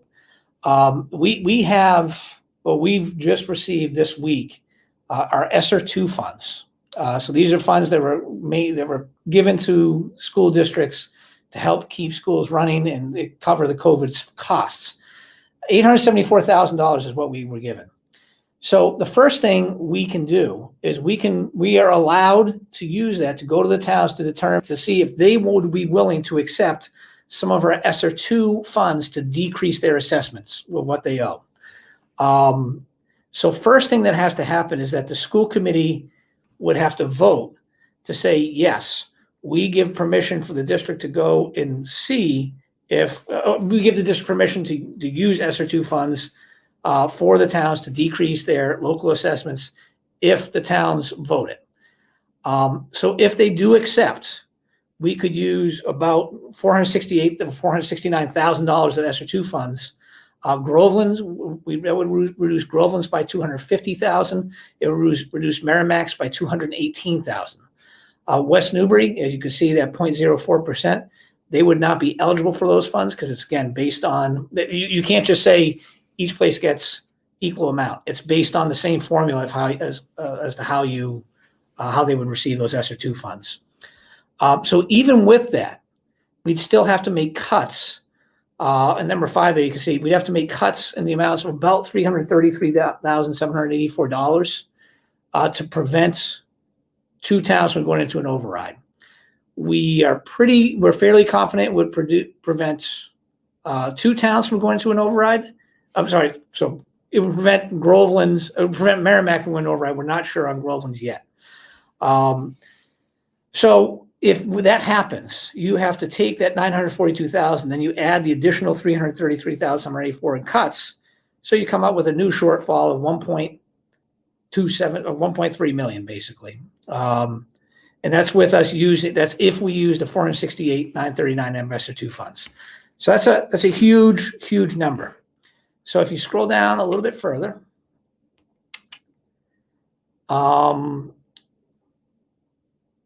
so obviously what we have to do, we'll go through and we have to get for you a budget that's going to be balanced and it's not 1.3 million in the hole, which we will work to do. But one of the questions that just with the ESSER 2, if you looked, it was 874,000. We spent 468. So you're left with, in that third bullet, $405,061. So the question is, what happens to that money? Like, can we use that? Well, yeah. Well, that money, if you recall, back in the fall when we were keeping track of, we still are keeping track, but back in the fall when we kept track of expenses, in October, we had already accumulated a deficit of $326,932.43. So that additional $405,061 will help offset the debt that we've accrued already this year for COVID expenses. And there's a lot of outliers. We've all heard in the news about the $1.9 trillion relief package that might be coming from the federal government. There's word of even another one that comes. I mean, so if that happens, then there's another injection of money. We can't bank on that. We can't plan for that. If it happens, that's great. It definitely changes where things go. But we have to deal with the numbers we have in front of us right now. So that's just an update of where everything is from a budgetary standpoint. Again, our job is to come up with a proposal to say, here's how we can make up that 1.275 million. And again, the first step that we have here is we really need the school committee, if it so desires, to give us permission to work with the towns to allocate ESSER 2 funds if the towns should so desire. Interestingly, if the town was not able to make the minimal local contribution, then we would have to offer it. All of our towns do meet minimum local contribution, so we don't have to. The school committee can vote to allow us to extend the towns that offer. And my recommendation, for what it's worth, is that we do extend that offer. Greg, do you think anything different? Anything else you wanted to add? No, you did a really good job of that. Like I said, I know what you'll hear occasionally is, okay, we're using one-time ESSER money to help out 2 of the 3 towns. That could be a concern, but again, you just saw the shift, and those things shift every year. So for all we know, this one-time thing will have no effect on next year. It could also have a compounding effect next year. Yeah, I think we have no clue how that's going to play out. You just saw it, like I said, the superintendent just showed you the shift. It could shift to another town next year. Madam Chair, can you scroll back up to the percentages again? So right here, that's good. Yep, perfect right there. So I think what Greg's talking about is when we go in at 3, and he puts in 3%, 3%, 3%. I mean, that seems reasonable, right? It's a reasonable guess. But last year we had this exact same problem, and I know Chris Reagan's alluded to this, that it was one year West Newbury got hit heavy. It's mind-boggling that in the course of a year there would be such incredible volatility. And again, it's the way the formula is. It's based on assessments, and I think part of what we may start to do is just have conversations with the town about, look, is there another tool we can put in our tool belt? Is there another approach we want to use other than this 2-step approach, where it's first based on your assessments and then it's based on your student population? Maybe we just do straight student population or something like that. And because if you're running a town, our school district is the biggest expense for each of those towns. They've got to have predictability, and this does not make it predictable for them at all. Chris, were you raising your hand? Sorry, I was looking over there. Oh, that's okay. So I've read this presentation before, but can you explain to me why once you start talking about ESSER, the deficit goes up again? Sure. All right, I'll let the superintendent go. Oh, you're gonna get me get a crack on it. All right. I'll give you a crack at it. So sure. You had me there earlier. No, go ahead. It's right there. Chris, you're talking specifically about bullet number 6, correct? Or do you want me to scroll up a little bit, please, Madam Chair? Okay, so let's go into this again. So that we know that 874. So 468,939 on number 3, that is what we could offer to the towns. And there you can see the 250 and 218. That's to Groveland, that's to Merrimack. So they get that money, but still there's a risk of an override in both towns, or they would be an override even at that amount. So to avoid the overrides and to avoid 2 overrides, because if they go for 2 overrides and they both fail, we're back at our fiscal year 21 budget until we get something that passes. So to avoid those, we still have to make cuts of $333,000 and $333,784, which is the number in number 6. So that plus the 942,000 was already, it gets you to the 1.275 million. So when you go down to the ESSER below, keep going down, all the way to the bottom. So that 468,939 is what we would have potentially given to the towns if they accept. Now, if they don't accept, this number changes. But if they accept that 468, we still are left with the 405,061. But that money gets already taken up by debt we've already incurred for this year for all of our expenses. And I'm going to say this again as a reminder. I think you all know this. But Pentucket has been extremely expensive compared to almost any of the other districts because we have run school from the start or after the first 10 days and have gone nonstop. Districts that were or are fully remote or start off fully remote, they didn't have to run parallel systems. They didn't have to run an in-person and a remote all at the same time. And that's what we've had to do since the start. And that, of course, requires a lot of extra instructors. So, yeah, it's, and I don't know if, is that, oh, good. Hands up. I see it. Maybe I'll take it. Go ahead. Was that for me to say something? So I get it again. I keep getting the ESSER mixed up with why our deficit is increasing, and I get it. So I'm wondering whether part of the volatility, like when we've looked at, one of the reasons that the governor's budget went down, we think, is because the student population went down. So could that have a big impact on how they're figuring out like the two-step method because of, you know, do we have more students from West Newbury who opted to go to private schools or, you know, homeschooling or things like, is there any trend that way that we need to take a look at it? Yeah, so that's a possibility. And I think one other really important piece out here is that long before the governor's budget came out, I think I've told all of you this before, I communicated with Senator Tarr, Senator DeZoglio, and Representative Meir to let them know this is going to be a likely problem if the state sticks with their October 1st attendance data. I don't think that would have, and I could be wrong, I don't think that would have as big of an impact for Chapter 70. I think it would if we had the Student Opportunity Act and we were qualified, it was one of the 22%, it would have a significant impact. But yeah, I mean, there are situations that would happen.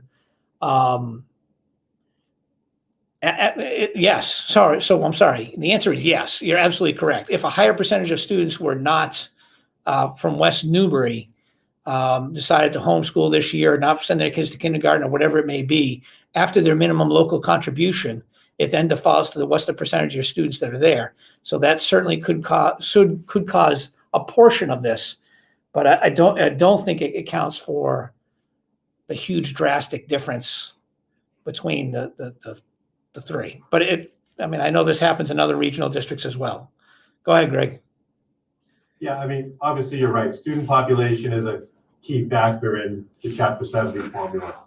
But construction, a lagging construction is usually one that, obviously it's not what you see. And clearly Merrimack and Groveland build more than West Newbury does. The problem is, and this is still mind-boggling to me, if I look at the DLS website, it's not showing up in their new growth. You think if it was building enough to cause this type of shift, that you'd see big increases in new growth for their tax to give them available revenue, but it's not there. So it kind of, usually you can track it. I don't see it anymore. It's kind of weird how it's working out. And the last big piece of a Chapter 70 formula is the one you can never check, so which is income to the town. And obviously you're never going to be able to verify people's income tax returns. They're not going to let you see those. So that's why this whole formula has always been, they'll tell you what's in it, but you can never check to see if it's right or not. But yeah, normally you'd see the construction, you'd see Groveland and Merrimack picking up like another 100, 200,000 in new growth. And you're like, okay, great. That's, you know, that's money you could pick in, but it's not showing up in their tax rate. Yeah. And if I recall the DLS, Greg, Groveland's growth was, their construction was actually down, wasn't it? Yeah. Yeah. But yet it's almost like they're not grabbing partial growth or something that might be able to for like partial. They let them grab new growth on a partial basis. It's extra work. But I know like if it's Nichols Village and Groveland, they're building an addition and they're halfway through building another project. All these projects are like halfway done. So I mean, they could be grabbing it. Maybe they're grabbing it later than instead of earlier. I know it's more work to grab it earlier, but kind of. Marie, you had a question?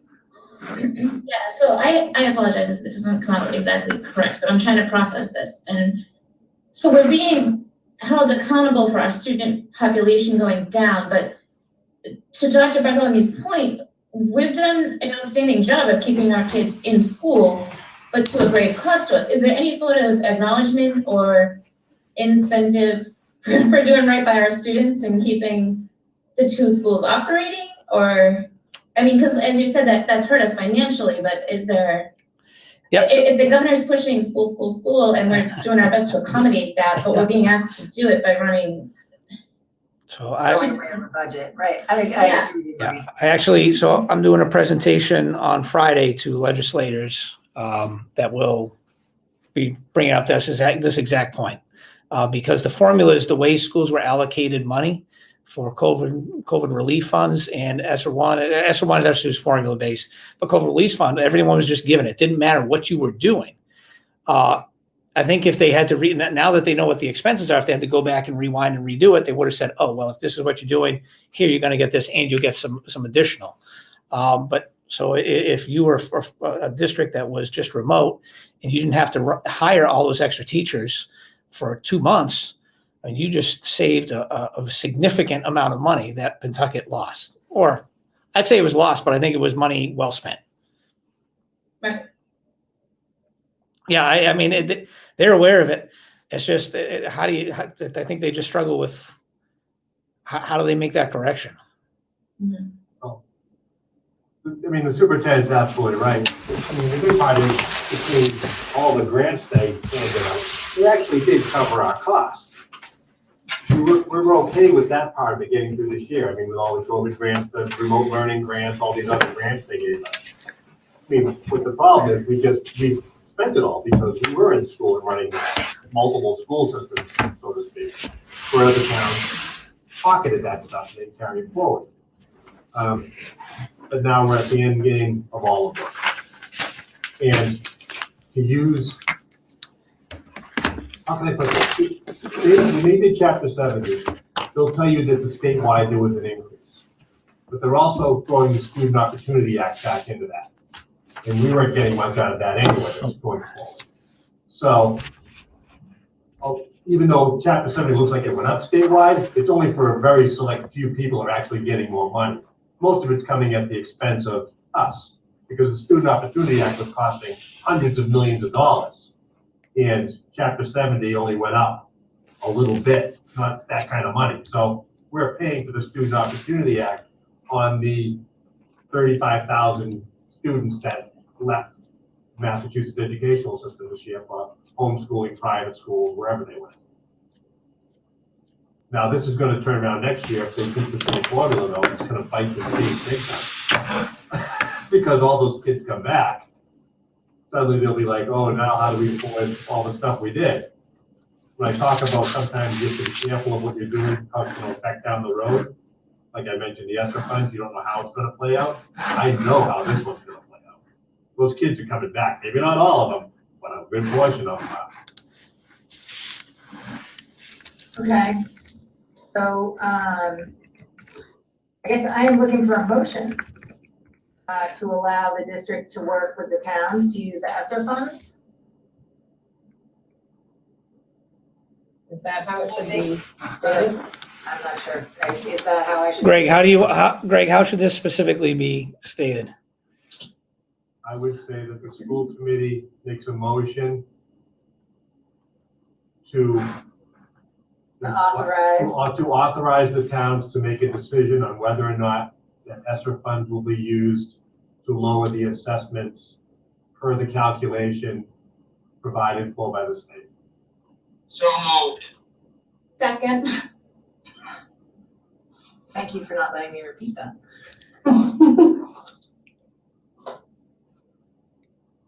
And any more discussion? Okay, roll call vote. Lisa? Yes. Marie? Yes. Chris Redding? Yes. Joanna? Yes. Emily? I see your yes. Chris Markins? Yes. Yes. Dick?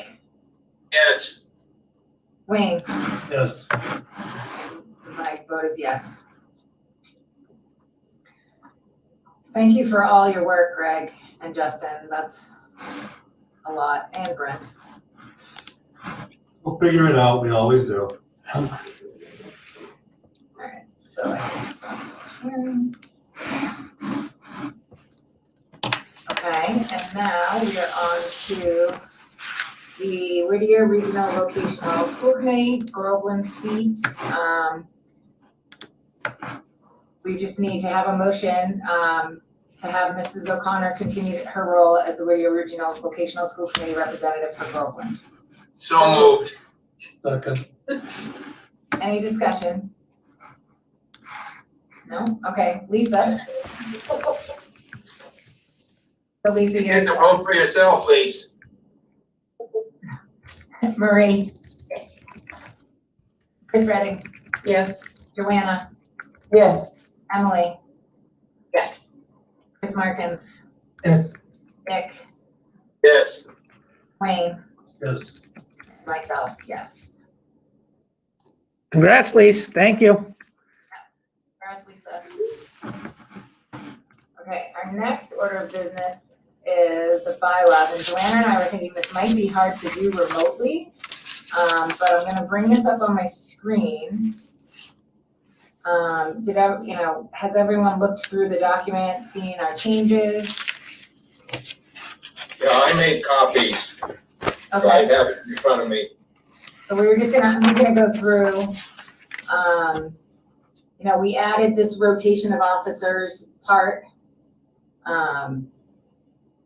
Committee shall reorganize within 10 days after the certification of annual election, at which shall choose a chairperson, vice chair, secretary, assistant treasurer. These offices shall rotate each year to each of the member towns in succession. The committee may appoint a treasurer and who need not be a member of the body, a business manager, assistant superintendent for business or employees with a title similar. When should we do this? Should we do this at the beginning? I think Joanna and I weren't sure. Does anyone have any? Chris Redding. So are you talking specifically the treasurer? Yes. Okay, so there's actually two treasurers. One is the district treasurer. So that's the person who kind of is the check and balance to what's going on in the business office. So it should be somebody who's reporting to the school committee. No, to the school committee, because they should be a separate person, because what you're trying to do with the treasurer is they're the ones who do authorization of transfers between accounts. They're the ones who should be doing the reconciliations to make sure that everything is reconciled and there's not missing funds or things like that. So think back to when Pentucket got into a heck of a lot of trouble a decade ago. Like, that was because there weren't those checks and balances to make sure we all kind of knew what we were on the same page. So the official treasurer is an employee of the district, but is essentially, like for Crest, the treasurer comes to every meeting and makes reports, and they take it a step further with, for Crest, they have funds that they actually invest, so they would be one to help the school committee make this, or the board decide on that thing. But then there's the assistant treasurer, so that would be somebody who's from the school committee, whose job it would be to, if the treasurer is not available for their business, the assistant treasurer would be the one to actually do that.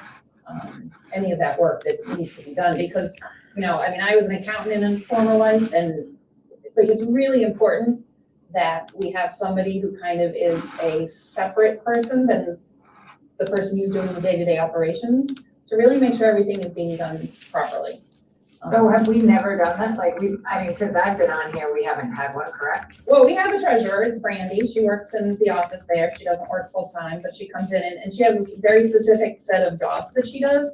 And it's one of the things, and Greg will probably laugh at me, but as a former auditor, my biggest concern with the business office is we don't have enough personnel to make sure that there's checks and balances. You want the people receiving the checks in the mail to not be the same person making the deposits and making the payments, because people can do bad things with anything like that. So the treasurer really should be your check and balance and your counterpart. So I think that the way it was set up was initially appropriate, but I think there has to be a distinguishment between the treasurer, who is the employee of the district, and the assistant treasurer, who could be on the school committee, who, like I said, just jumps in and does that. So this might be in an area that when you guys if you're having another meeting, like I can jump in and help with it, because I think it's something that Greg is our business manager, and I have every faith in Greg, but if there's somebody new coming in, like I really worry about the checks and balances in the school, in the district finance office. And not that I'm worried about anybody who's individually there, but if you find out about any bad stuff, it's always because there weren't the proper level of checks and balances. I guess I'm just confused, because if Brandy's the treasurer, we need another treasurer that reports to us. No, but Brandy is the treasurer. Brandy should be reporting to us on a regular basis. In other districts, that's what happens. In this district, it has never happened, and I don't necessarily know why. I think it should. The assistant treasurer is the person who would be on the school committee. Right, I understand that part, I just guess, okay.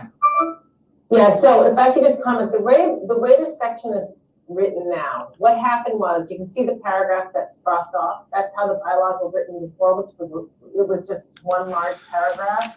What we did is we broke up paragraph 4 basically into 2 points. And so the first paragraph says the committee shall reorganize in 10 days, which we do, and it says we will choose, can I highlight? Yeah. And just scroll up so we can see now number 1. So in bullet point 1, it says right there, we're going to choose our chair, our vice chair, and our secretary. So that's what we do when we reorganize the meeting. I think, and it says, right, assistant treasurer. So we choose chair, vice chair, secretary, and assistant treasurer. So that's what we do at our meeting. So the next paragraph, we broke it up here so that the actual treasurer was separated from the school committee assistant treasurer to try to get rid of that, what was, I think, pretty confusing language. So it says the committee may appoint a treasurer, which is what Chris is talking about when she's referring to Brandy. So it's a matter of, I think, do we still want to just call this our treasurer, or should we call it, give it a slightly different title, like a business treasurer? And then our question about, and so this is the one who doesn't have to be a member of the body. Apparently it can be a member of the school committee body, but it need not be. And so these are the treasurer's responsibilities right here, which is very different than the assistant treasurer from the school committee. So here are the treasurer's responsibilities. Our question was, is it says we may appoint a treasurer. We had no idea when we're actually supposed to be appointing the treasurer. Is it something that comes up like every year? Does it come up every 5 years? So that was what we wanted to figure out. So I guess, should we just keep calling it the treasurer, or should we give it a different name, like the business treasurer? And when are we going to appoint this person? So Chris, go ahead. So I think you have to call it the treasurer, because Mass General Law actually talks about in regional districts, you have to have the separate treasurer. A lot of times, I think when you're in a city or a town, a single school, you could use the treasurer that is part of the business office for the town or the city. So I think for regional districts, it talks to that you have to have the separate treasurer. It may be something that when we do this, if there's somebody in that position, we just have to make that formal motion that we as a committee vote to continue having. Yes, I think when Brandy started, I forget how long ago, I don't remember if it was since Greg or before Greg, it was all in that area at some point in time. The school committee has to be the one to actually end up appointing the treasurer, because like I said, it should be a separate entity or a separate position. Because if they're answering to the business manager, certainly they work with the business manager, but if somebody's going to do something inappropriate, the business manager and the treasurer together could figure out how to get funds out of a district. And that's what the whole point of the treasurer and the whole point of why the school committee would be the one to oversee is to make sure there is that accountability and that, you know, nothing can happen without kind of an outside person catching it.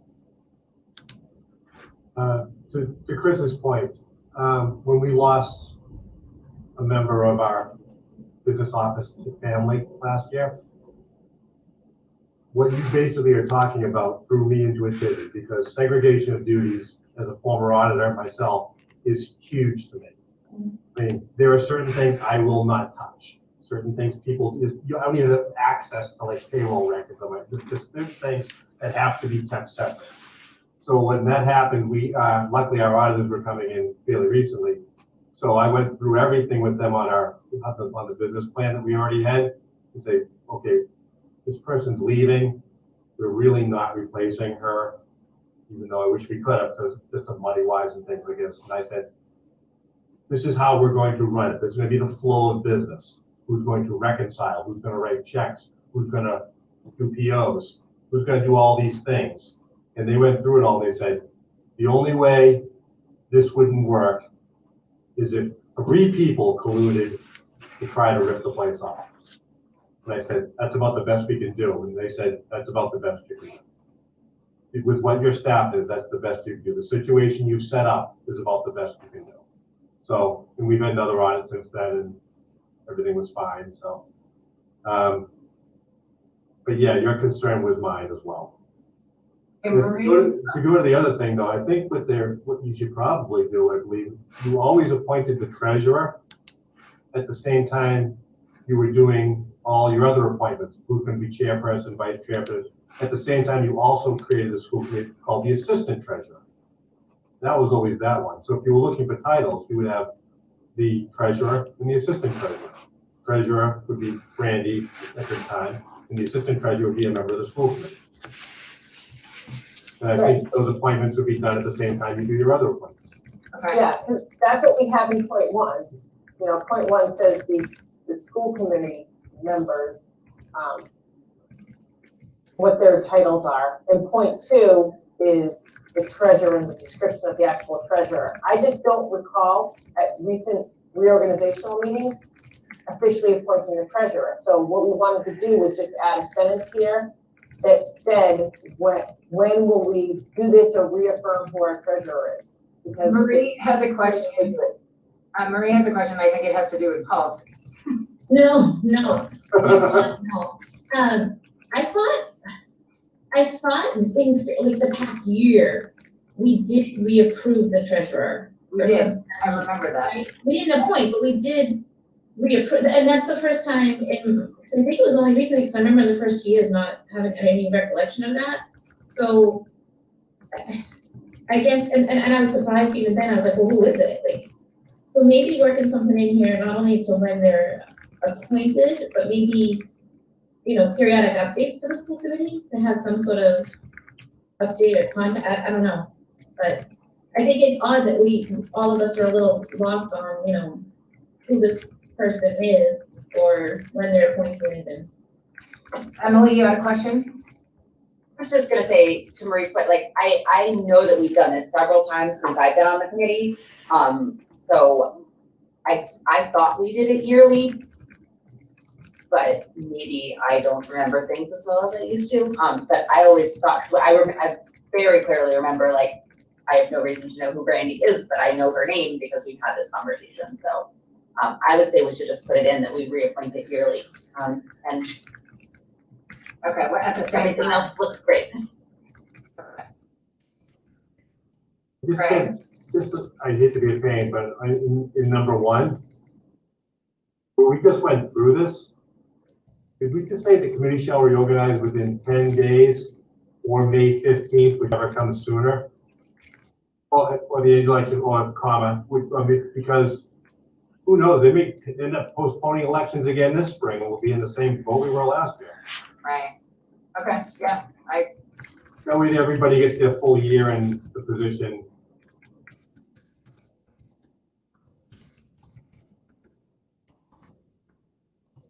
Dick? I think Greg gave us an answer to the question that you had, when do we do this? The answer's in number one, just get it done. I agree. When it's time to change hats, we change hats and we get it done and we move on.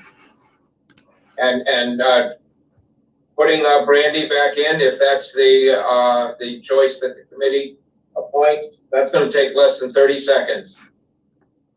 Correct. Can we move on from this one? Yeah, Chris? So like, rather than saying May 15th, could we just say the first May meeting? Sure. Because it's a regularly scheduled election would always happen by the first May meeting. I guess unless Tuesday is the first day of May.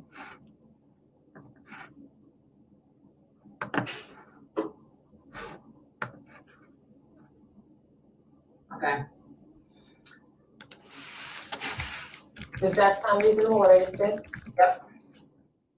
Okay, and I'll do the same thing here. Okay. So number 3, we just had, the committee may appoint a recording secretary who needs not be a member of the body. That was in there, but that's Mary Ann is the recording secretary. So we were thinking, should we just say that the recording secretary is always the assistant to the principal? The superintendent? Marie? Yeah, I like that.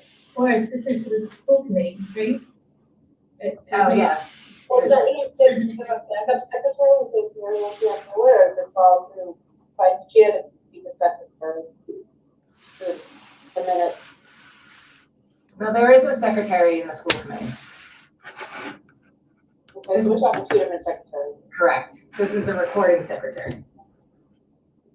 So the committee may appoint,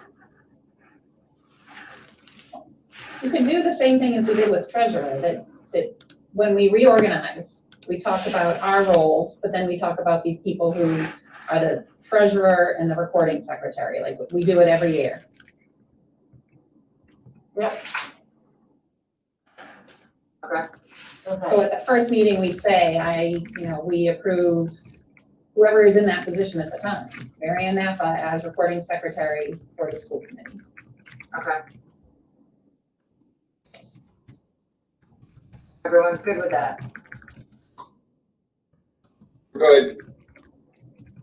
Okay, Joanna, am I good to move on while you make this change? I think I've already done it. Okay.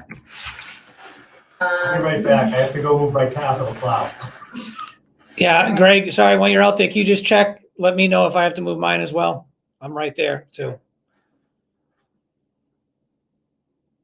Marie, did we want to talk, the chairperson shall preside over meetings of the committee, shall appoint, serve as ex officio member of all subcommittees, except as otherwise directed by the committee, and shall perform such other duties as may be delegated. Does this reference a school policy? I think it might, but it doesn't contradict any of the language in this policy that I'm aware of. I can check real quick right now. Was everyone good with these little changes we made here? Yes, thank you.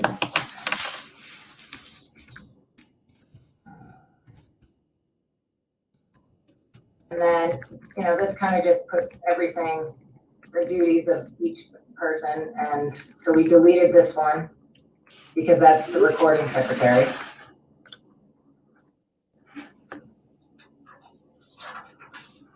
Does anyone have any questions about these?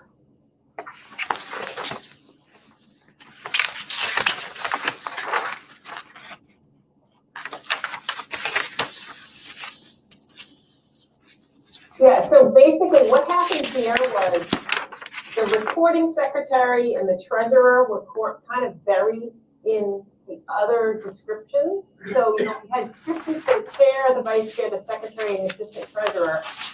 And then the treasurer descriptions and recording secretary descriptions were buried under those. So we created separate, categories for recording secretary and treasurer and just kind of moved the text out of the other responsibilities. out of the other positions into the proper position.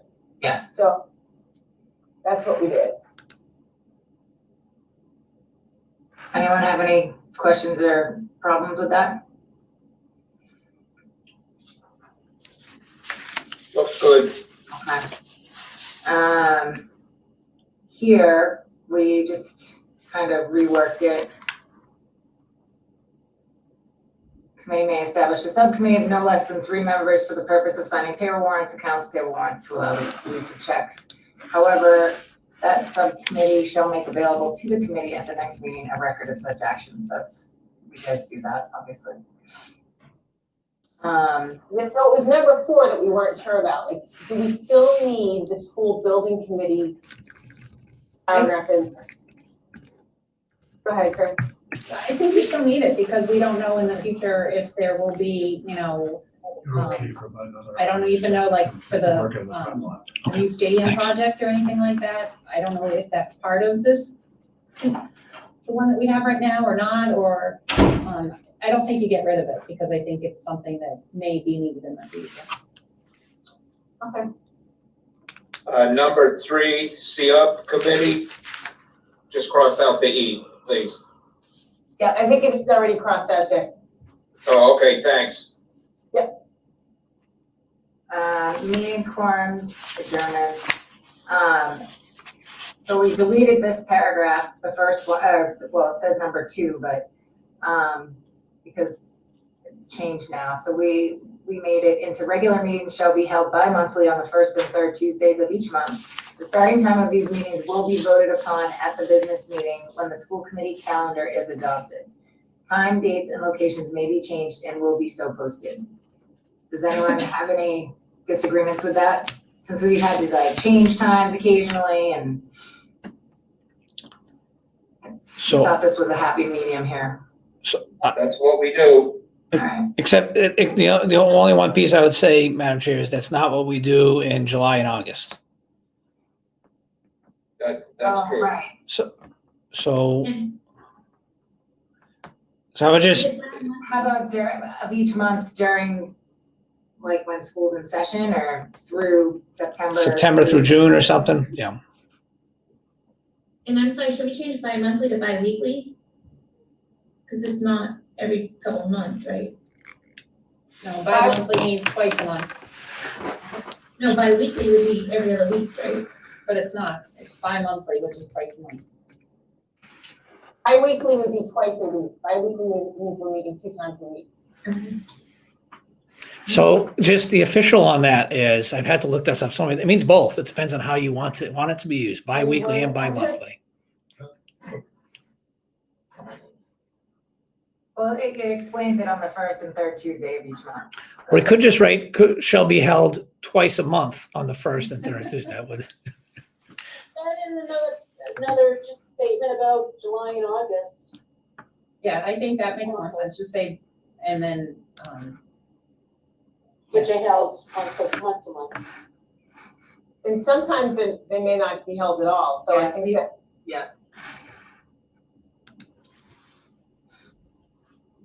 Okay, have the special meetings, quorums. We cross-referenced with the regional agreement here to make sure that it was, you know, parallel with what they were saying, what that was saying. So on all issues requiring a vote of regional school committee, each member's vote will be rated according to the respective town population based on town's most recent decennial federal census data calculated out of 2 decimal places and remain such as until the next official federal census. So that was taken directly out of the regional agreement. Let me just add in, all meetings will be conducted according to Robert's Rules of Order as per school committee policy BEDD rules of order. Oh yeah, number 9. Number 9 was what we had a question on. What do people think of this? Chris? So it's still Mass General Law, and it's something that other districts do. In fact, when I was down at the the MASC conference at the Cape a couple years ago, like they actually had some of the school councils that, of students who were there from their schools. So it's something that we as a district should be doing. I don't think we get rid of it just because we're not doing it. I think it's something that we should actually be striving to do. Okay. But I think, you know, it is one of those things that, okay, we're not doing it, so how can we set something up to do it? You know, it's part of what I think should be the student government, that you have the government officers, and then I think you have a group of kids, and they are the same, they are different, I'm not quite sure, who then are the ones who kind of work with the school committee. And I don't think they have to work with us. I think they work together, and then someone like Casey, who is then the student representative, is the one who kind of talks about that, so that's my opinion. Marie, did you have a question? No, okay. And then we wanted to see what everyone's opinion was on this. All committee meetings are open to public in accordance with Mass General Law, Chapter 39. A request to address the meeting on a published agenda item shall be made by the chair prior to the start of the meeting. We weren't really sure about that. Yeah, I didn't really even know what this meant. Shall be made by the chair, shall be made to the chair, maybe? I'm just not sure what this was supposed to read. I mean, does it mean that someone could, you know, because we have public comment, right? And then we have people who, you know, they want to speak to it, and we don't let people talk when we're in the agenda. Marie? So, I don't know the answer to this, but I can tell you this came up in policy recently as well, because there are those districts that have in their policy that the only public comment that they allow is for something on the agenda. So you couldn't just come to public meeting and discuss, you know, the school colors if school colors wasn't an agenda item, or, you know, I don't know, like changing an athletic policy if the athletic policy wasn't on the agenda or something to that nature. Like there are some districts that have it written that way. I don't know if this was something that when they created this document, they saw that and put this in there. I don't know if that's the intention, but I know I've seen that wording in policies. Yeah, and I was wondering if this was something like, you know, Mike Wentz coming to our meeting and he wants to speak when we get to, you know, that section of the agenda. So is that what the intention was? So it, you know, so the chair makes the announcement at the start of the meeting that this is going to happen? You know, if Sarah, whatever, wants to speak about the budget or. The phrase "by the chair" is very confusing here. Yeah, Yes. It makes it sound like they're asking the board for permission for someone else. for someone else to speak or for themselves to speak. Yeah, it's just. This is why we're talking about it, because we weren't really sure what it meant. I mean, it looks like it's meant to address public comment, Right, but the wording is bad. right. Yeah, so we could take this back and work on it with what we think it should say. We just wanted to know if anybody knew Right. what it should say. I'm kind of with Chris Markins. It's that, maybe it's the word "made." You said like agenda shall be addressed by the chair prior to the meeting. In other words, they said we have the following people to speak on this. Maybe that's what they're like, just do it that way. But yeah, the whole phrase just makes it very choppy. It makes it weird. Does anybody look at, like, we looked in General Law Chapter 39 to see if there's any specific language? So I just found something online that says, while the public is permitted to attend an open meeting, an individual may not address the public body without permission of the chair. So I think that's where the chair can give permission to something off of the topics on the agenda to address that. But the chair probably can deny that if it's not something that's on the agenda, which, like, way back when, when I first started, or even before I started and I was attending meetings, I think they used to say if it's not on the agenda, you can't talk about it, which I don't know if that's a good rule or not. So if you change the word from made to addressed, that means that they'll deal with the side of the start of the meeting, the request. We could say we sent the following request to speak. We're only allowing these ones because they're agenda items and they have 5 minutes or something like that. Maybe that's all. Or maybe, I think it's made to the chair. Is what Yeah, instead of by to, that's what I think. too. Yeah, and it doesn't, that means it could still come via the district or via the. Oh, yeah. Maybe it's just missing that word, yeah. But when you say prior to the start of the meeting, are we talking like 5 minutes before the start of the meeting? Or is it like, public comment where it has to be in a certain time? I think it would just be during public comment that, like, right now, it's, letting Mary Ann know and then I can talk and Dina calls on the person. I think in a public meeting, Dina would call on the person to come up to the microphone to talk. So I think I think that's what they're getting at, is that somebody can come up and is addressed and given permission by the chair to talk. Okay, so does this look okay now, the way it's worded? If we just say to the chair?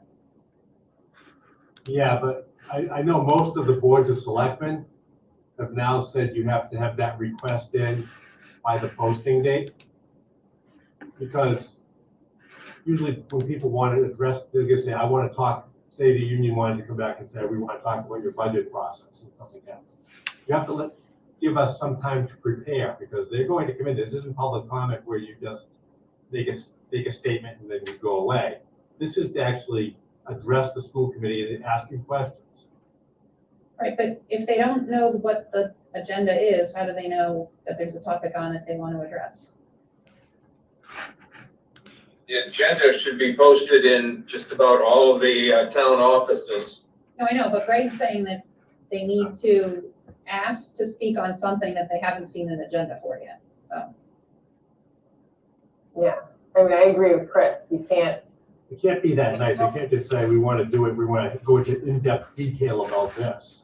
Well, no, but I think that's the next thing, is if they want an item to be placed on the agenda. I think what we're now talking about is if there is an agenda item that they want to have public comment on, then I think.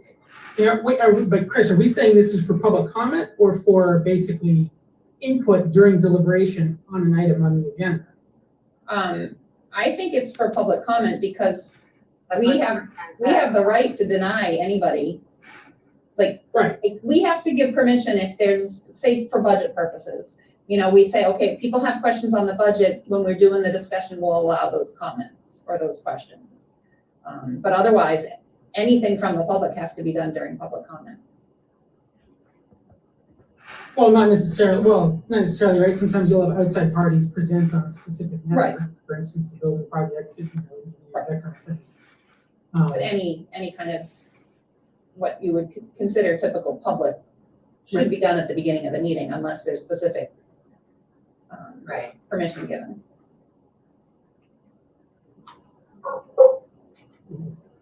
So, Joanna, should we just work on it and bring it back, or just leave it as it is? I think we could work on this a little bit and then bring it back, like come up with a couple ideas Okay. and then bring this back. Make it better for clarity, so it's not up for interpretation. Well, yeah, and we brought it to you because we weren't sure if anybody had a better idea about what this meant than we did. So since nobody does, we'll work on something that we think makes sense and bring it back. All right, so we just took this. Oh, well, just look at D, just because we did change that a little bit. The item B. Yeah, we just made it a separate bullet point, and I think that was it. Yeah, in item B, this one that I'm highlighting. Oh, yeah. The date from Thursday to Wednesday, because based on when we thought you were working on publishing the agenda. So if somebody was gonna place an item on the agenda, we change it to noon on Wednesday instead of noon on Thursday, because it seems like sometimes you have agenda meetings on Wednesday. Yeah. Right, Marianne? Is that good with you? Okay.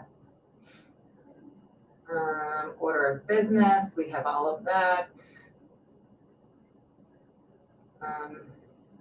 Let's see, unit action, act as a unit. Oh, Marie, I think we had a question on referencing school committee policy here. Remember, was this committee meeting within this meeting or?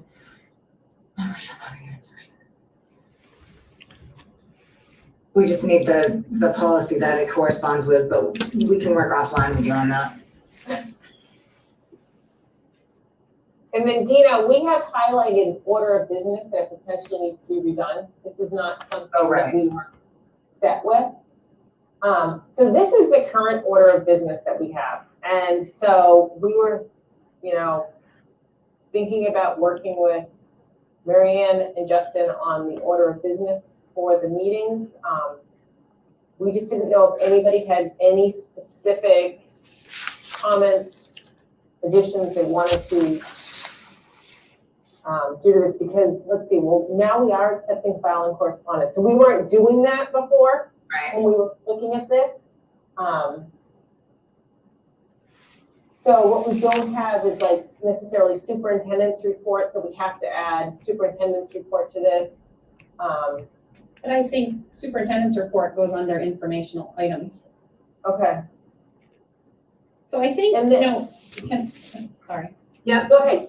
Yeah. So when I was doing a lot of the investigation into how school committees like present their meetings and like all that stuff, I looked at a lot of agendas, and ours is very different than a lot of other schools. And I really kind of liked a couple of the schools where they like specifically talk about education for, a section. I mean, there are times when our agendas don't have anything to do with education, and it's all about the other stuff that we have to tend to.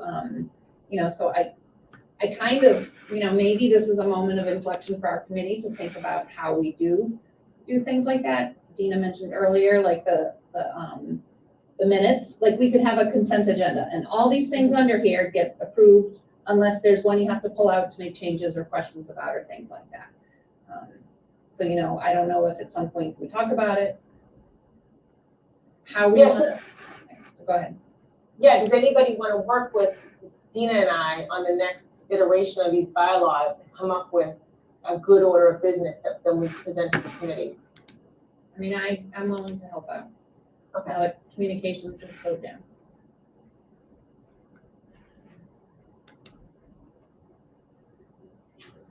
Okay. Thanks, Chris.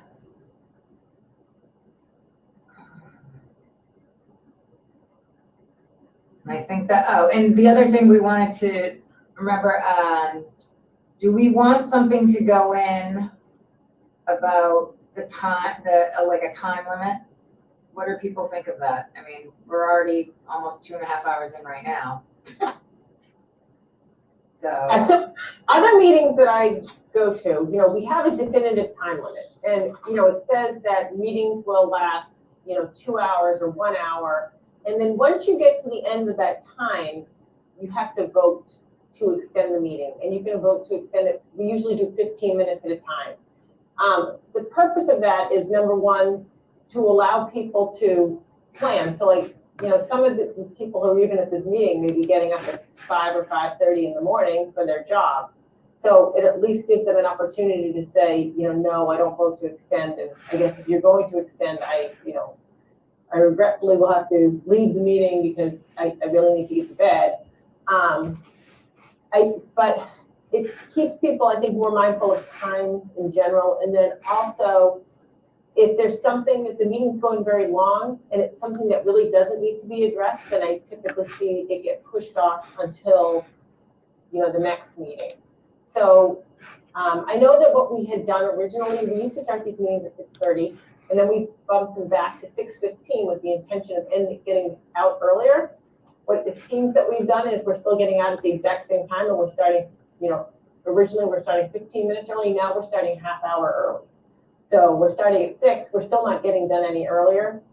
So I would like to see something put in here about meetings will be a set amount of time, and then we need a motion to extend. We just wanted to get your opinion on that.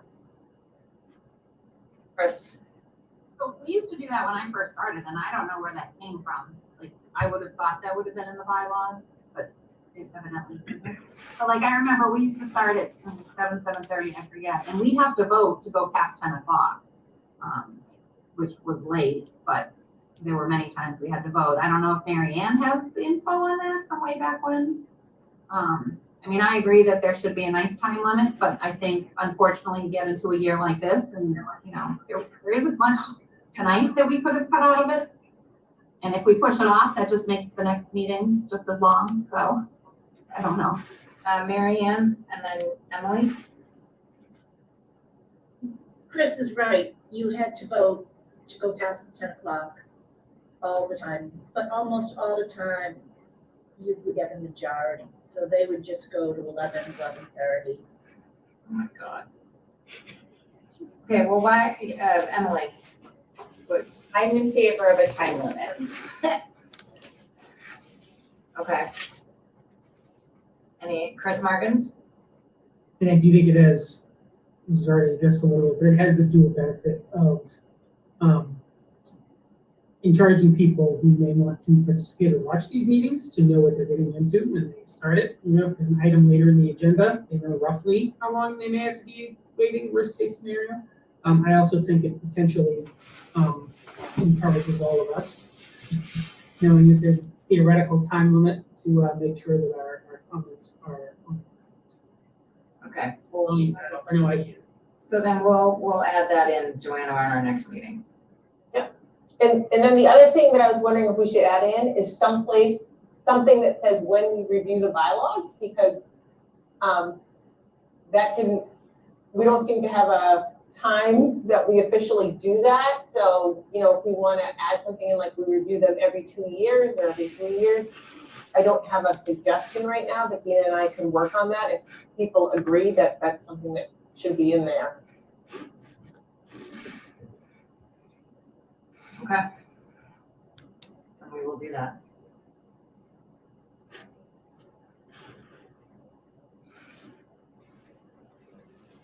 Okay, so we will work on this and we'll send out another iteration and hopefully we can just approve it. Yeah, if you just want to include me on the next meeting. Okay. Great. Thank you, Dina and Joanna.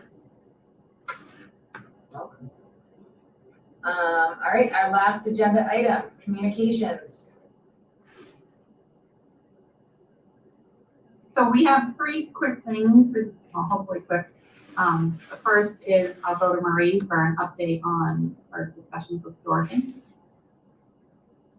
Yep, so I spoke to Dorothy about having a communications training, and she's doing them right now, but she's booked out to the end of March. So she would be available to March 25th or March 30th, and she's conducting them by Zoom right now. And then there was a question by some members if we should, in doing research on the website, we've seen that some districts put their personal email address on under their under the school committee contacts, and she strongly discourages that.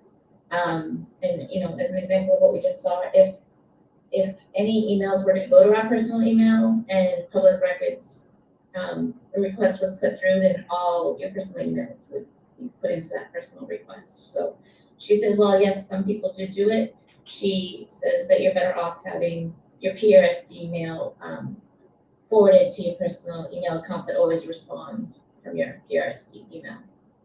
But that's all I got. So I don't know if everyone wants to get back on whether they could participate in March 25th or March 30th, what would work better for them to just do a quick communications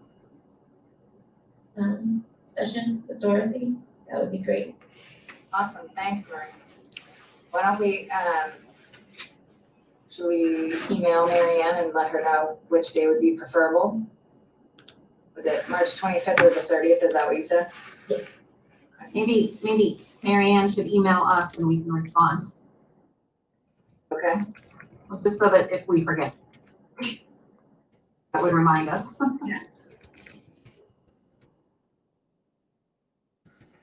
Thanks, Marie. Yes, so do you want me to comment on number 2? Yes, please. Okay, so we were thinking that we need to have something right there with the school committee emails to let people know what the course of action is when you communicate with school committee members. So Mr. Markins, being, a media person, somebody who does this for a living, actually has sent me some slightly updated language that is a little bit probably, nicer than what I originally wrote. So I would like to probably work on this a little bit more and bring back what Chris has written for us at the next meeting. But, the gist of this is to just let me know that, let people know that, if you email us and you email more than one of us, it's going to be difficult for us to respond. So if you would like to have a conversation, then you have to email people individually and request to set up a meeting. Because there are times when people just want to talk to us, and if they don't know us personally, it's a little bit awkward for people to just, show up in your driveway and have a conversation. So we want them to know how to reach out to us if they want to have a conversation. And then I think we're going to have to actually add to the last sentence, which would say, that if you send us an email, just know that it's part of the public record. I think it should also say now, and it's going to be added to the packet, so that if people are putting anything down in email, I don't want anyone to be surprised when their email ends up in the packet with their name attached to it. So we were just trying to be really forthright with that, so that, with the public records requests that have happened recently, we don't want people to be surprised. Well, especially, people shouldn't be using their children's names or private information about their children, like if the child's on an IEP or what have you, because it becomes public record. I have Emily who has a question, and then Chris Markins. Emily. So does that mean that if we get an email that is just to us, we should be sending that along to Marianne for inclusion in the packet as well? I don't know the answer to that. And I guess where we talked, sorry, go ahead. No, I like that. When Joanna was saying that, I was like, oh my gosh, I didn't do that. And I don't think Marianne wants that much email, so I thought I'd better ask. Well, this probably should have brought this up earlier when we were discussing. Where did the including all communication in the packet practice come from? Does anybody know, does that come into other school committees? Is it? So we used to do it way back when. There would be things that would be included. All communication And I from think- community members? I think the bylaws even kind of point to that a little bit. Brent, did you have something to add? Yeah, and it's a practice that many school districts will use, and it's to just, for multiple reasons.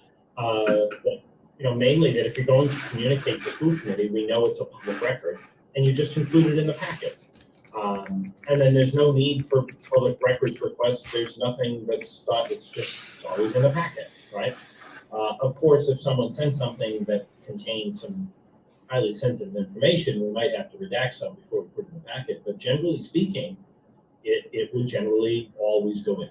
So, but it's a practice that the committee can decide whether they want to keep that practice or not. So. Chris, you have another, Chris Markins? I think Lisa had hers up just before. Oh, I'm sorry. No, Lisa? that's okay. No, I think it's good that the communications are shared with everybody, just so it keeps everybody on the same page. Bless you. As to what concerns are. And like I had mentioned earlier, it's super important that people don't mention their child's names or personal things about their child, because it's public record. And I don't think people realize that. So I would say, once you put the warning, right, as Joanne is sort of addressing here in this language, I think that addresses that concern. I guess my feeling is, there are many things that are public records that are not proactively shared, right? The way people communicate mean, we've all seen the emails, just since I've been on the board, they tend to try and connect personally. So you're sharing lots of information. Sometimes it's just first names, sometimes it's anecdotal stuff about the student's school experience. And I guess my concern would be, first of all, it creates potentially a lot of work in the district to have to redact some of these if you're going to be doing it on a regular basis, because you're going to find a lot of stuff in there, and it creates the opportunity, when you miss something, potentially it creates a problem. And I do have concerns that it has a chilling effect on people reaching out to us. I feel like it sort of sends a message that says, communicate with us, but only in a very limited fashion, because this is all going to be shared publicly. It doesn't mean that those things still aren't public record. It just means, I guess those are my two biggest concerns. Is A, the workload that it's going to create on PRSD staff to go through these emails and make sure that everything's shared that it shouldn't, and B, that it will for some people to start to from reaching out to us. And I don't think that's what It's a good point. Emily and then Bren. So I was just gonna say, I was thinking the opposite, so I really appreciate that point of view, because I was thinking that perhaps it would encourage people to communicate in a more focused and more appropriate way. And I mean, maybe that's just based on some of the recent topics and emails that I personally have gotten, but I was thinking the exact opposite, so it's helpful to see that in a different light, because I was thinking about it that way. So thank you. Bren?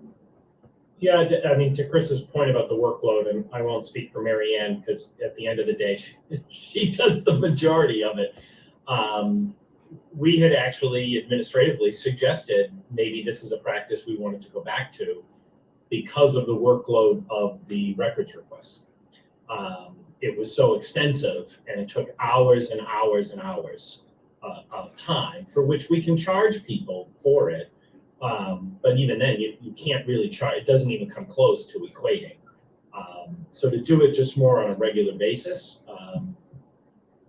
we thought actually made the workload a lot easier. I suppose that could change. You never know. But I think it was sort of, the records request became a burden of time. And as we've heard multiple times tonight, our administrative staff is kind of thin. We don't have lots of people to do that work. So. Brett, can I ask, is that do you guys, those records requests that you're talking about, I know that they can sometimes run hot and cold. Yeah, is that a regular thing that you guys experience, or was this No, they run hot and cold, and certainly over the last couple of months, they have been, well, depends upon hotter or colder, however you want to subscribe it, but an increase for sure. But you're right. I mean, I think our towns generally, that is not a thing that comes up all the time. But when it comes up, it for our staff, it becomes a burden. So yeah, no, I totally get that. I have to admit, I didn't really have to go back and read through again tonight, but even everything, some of the correspondence that's included tonight, potentially, I think if I kind of think back, there certainly could be some things in there that an individual wouldn't necessarily have included or wanted included in the school packet, right? And so we either have to commit one way or the other. If we're going to do it, I think we really need to be extra clear to grant that if this is going to be posted to the RSD website and present it to school. Right. Chris Redding, did you have a question? Or I don't even know at this point. Sorry. I did, but I lost it. Dustin? Yeah, so there's still the initial question that I believe we need to have answered, and that is an individual email that gets sent to one person and not the entire committee, is that supposed to be included in correspondence? Or we just had a case where someone from West Newbury questioned the budget to the 3 West Newbury committee. So is that something, I forwarded it to Greg to follow up on, but that's not necessarily something that the whole school committee needs, or maybe it is, I don't know.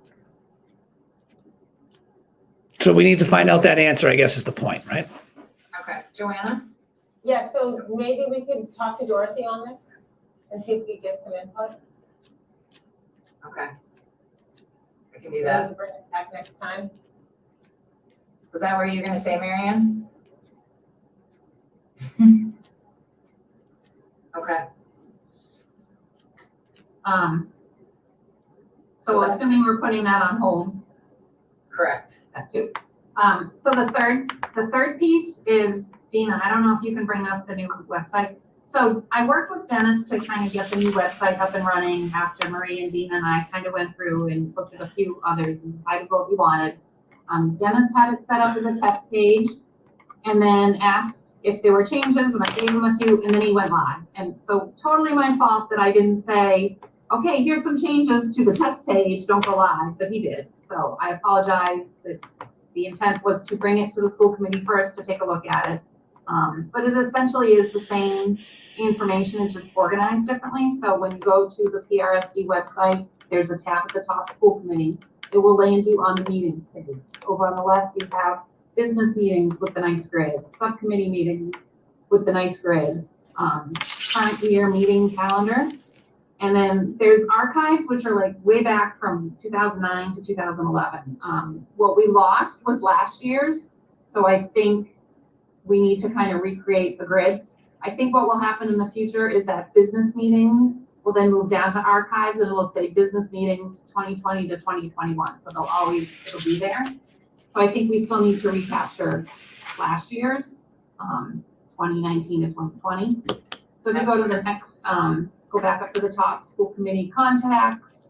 We've organized it, we think, better in the sense that it has, the general information up top and then by town, and then specific, the chair and the vice chair. This is a Google sheet, so it's very easy to update and change. If you go to the next tab down, it's our policies. It's the exact same link that if you go to, I don't know, I think our district, it has policies. So it's two locations going to the exact same link. So we don't have to worry about, a change in one doesn't change in the other. It's linked the same. Same thing with budget is, it's linked to the exact same page that is somewhere else under, I think, our district departments, finance. Much easier to find under school committee. Okay. The last one is overview, which is kind of just a catch-all. So it's talking about us, it's linked to the regional agreement, it's a link to operating protocols, which is very old and probably looked at. Goals and responsibilities, which we pulled over from before, bylaws and the district contracts. So I think it's so much easier to navigate, it's so much easier, hopefully, for the public to come and find all of the links that they need to for meetings, for packets, etc. Actually, if you go back up to school committee and meetings, and go to subcommittee meetings.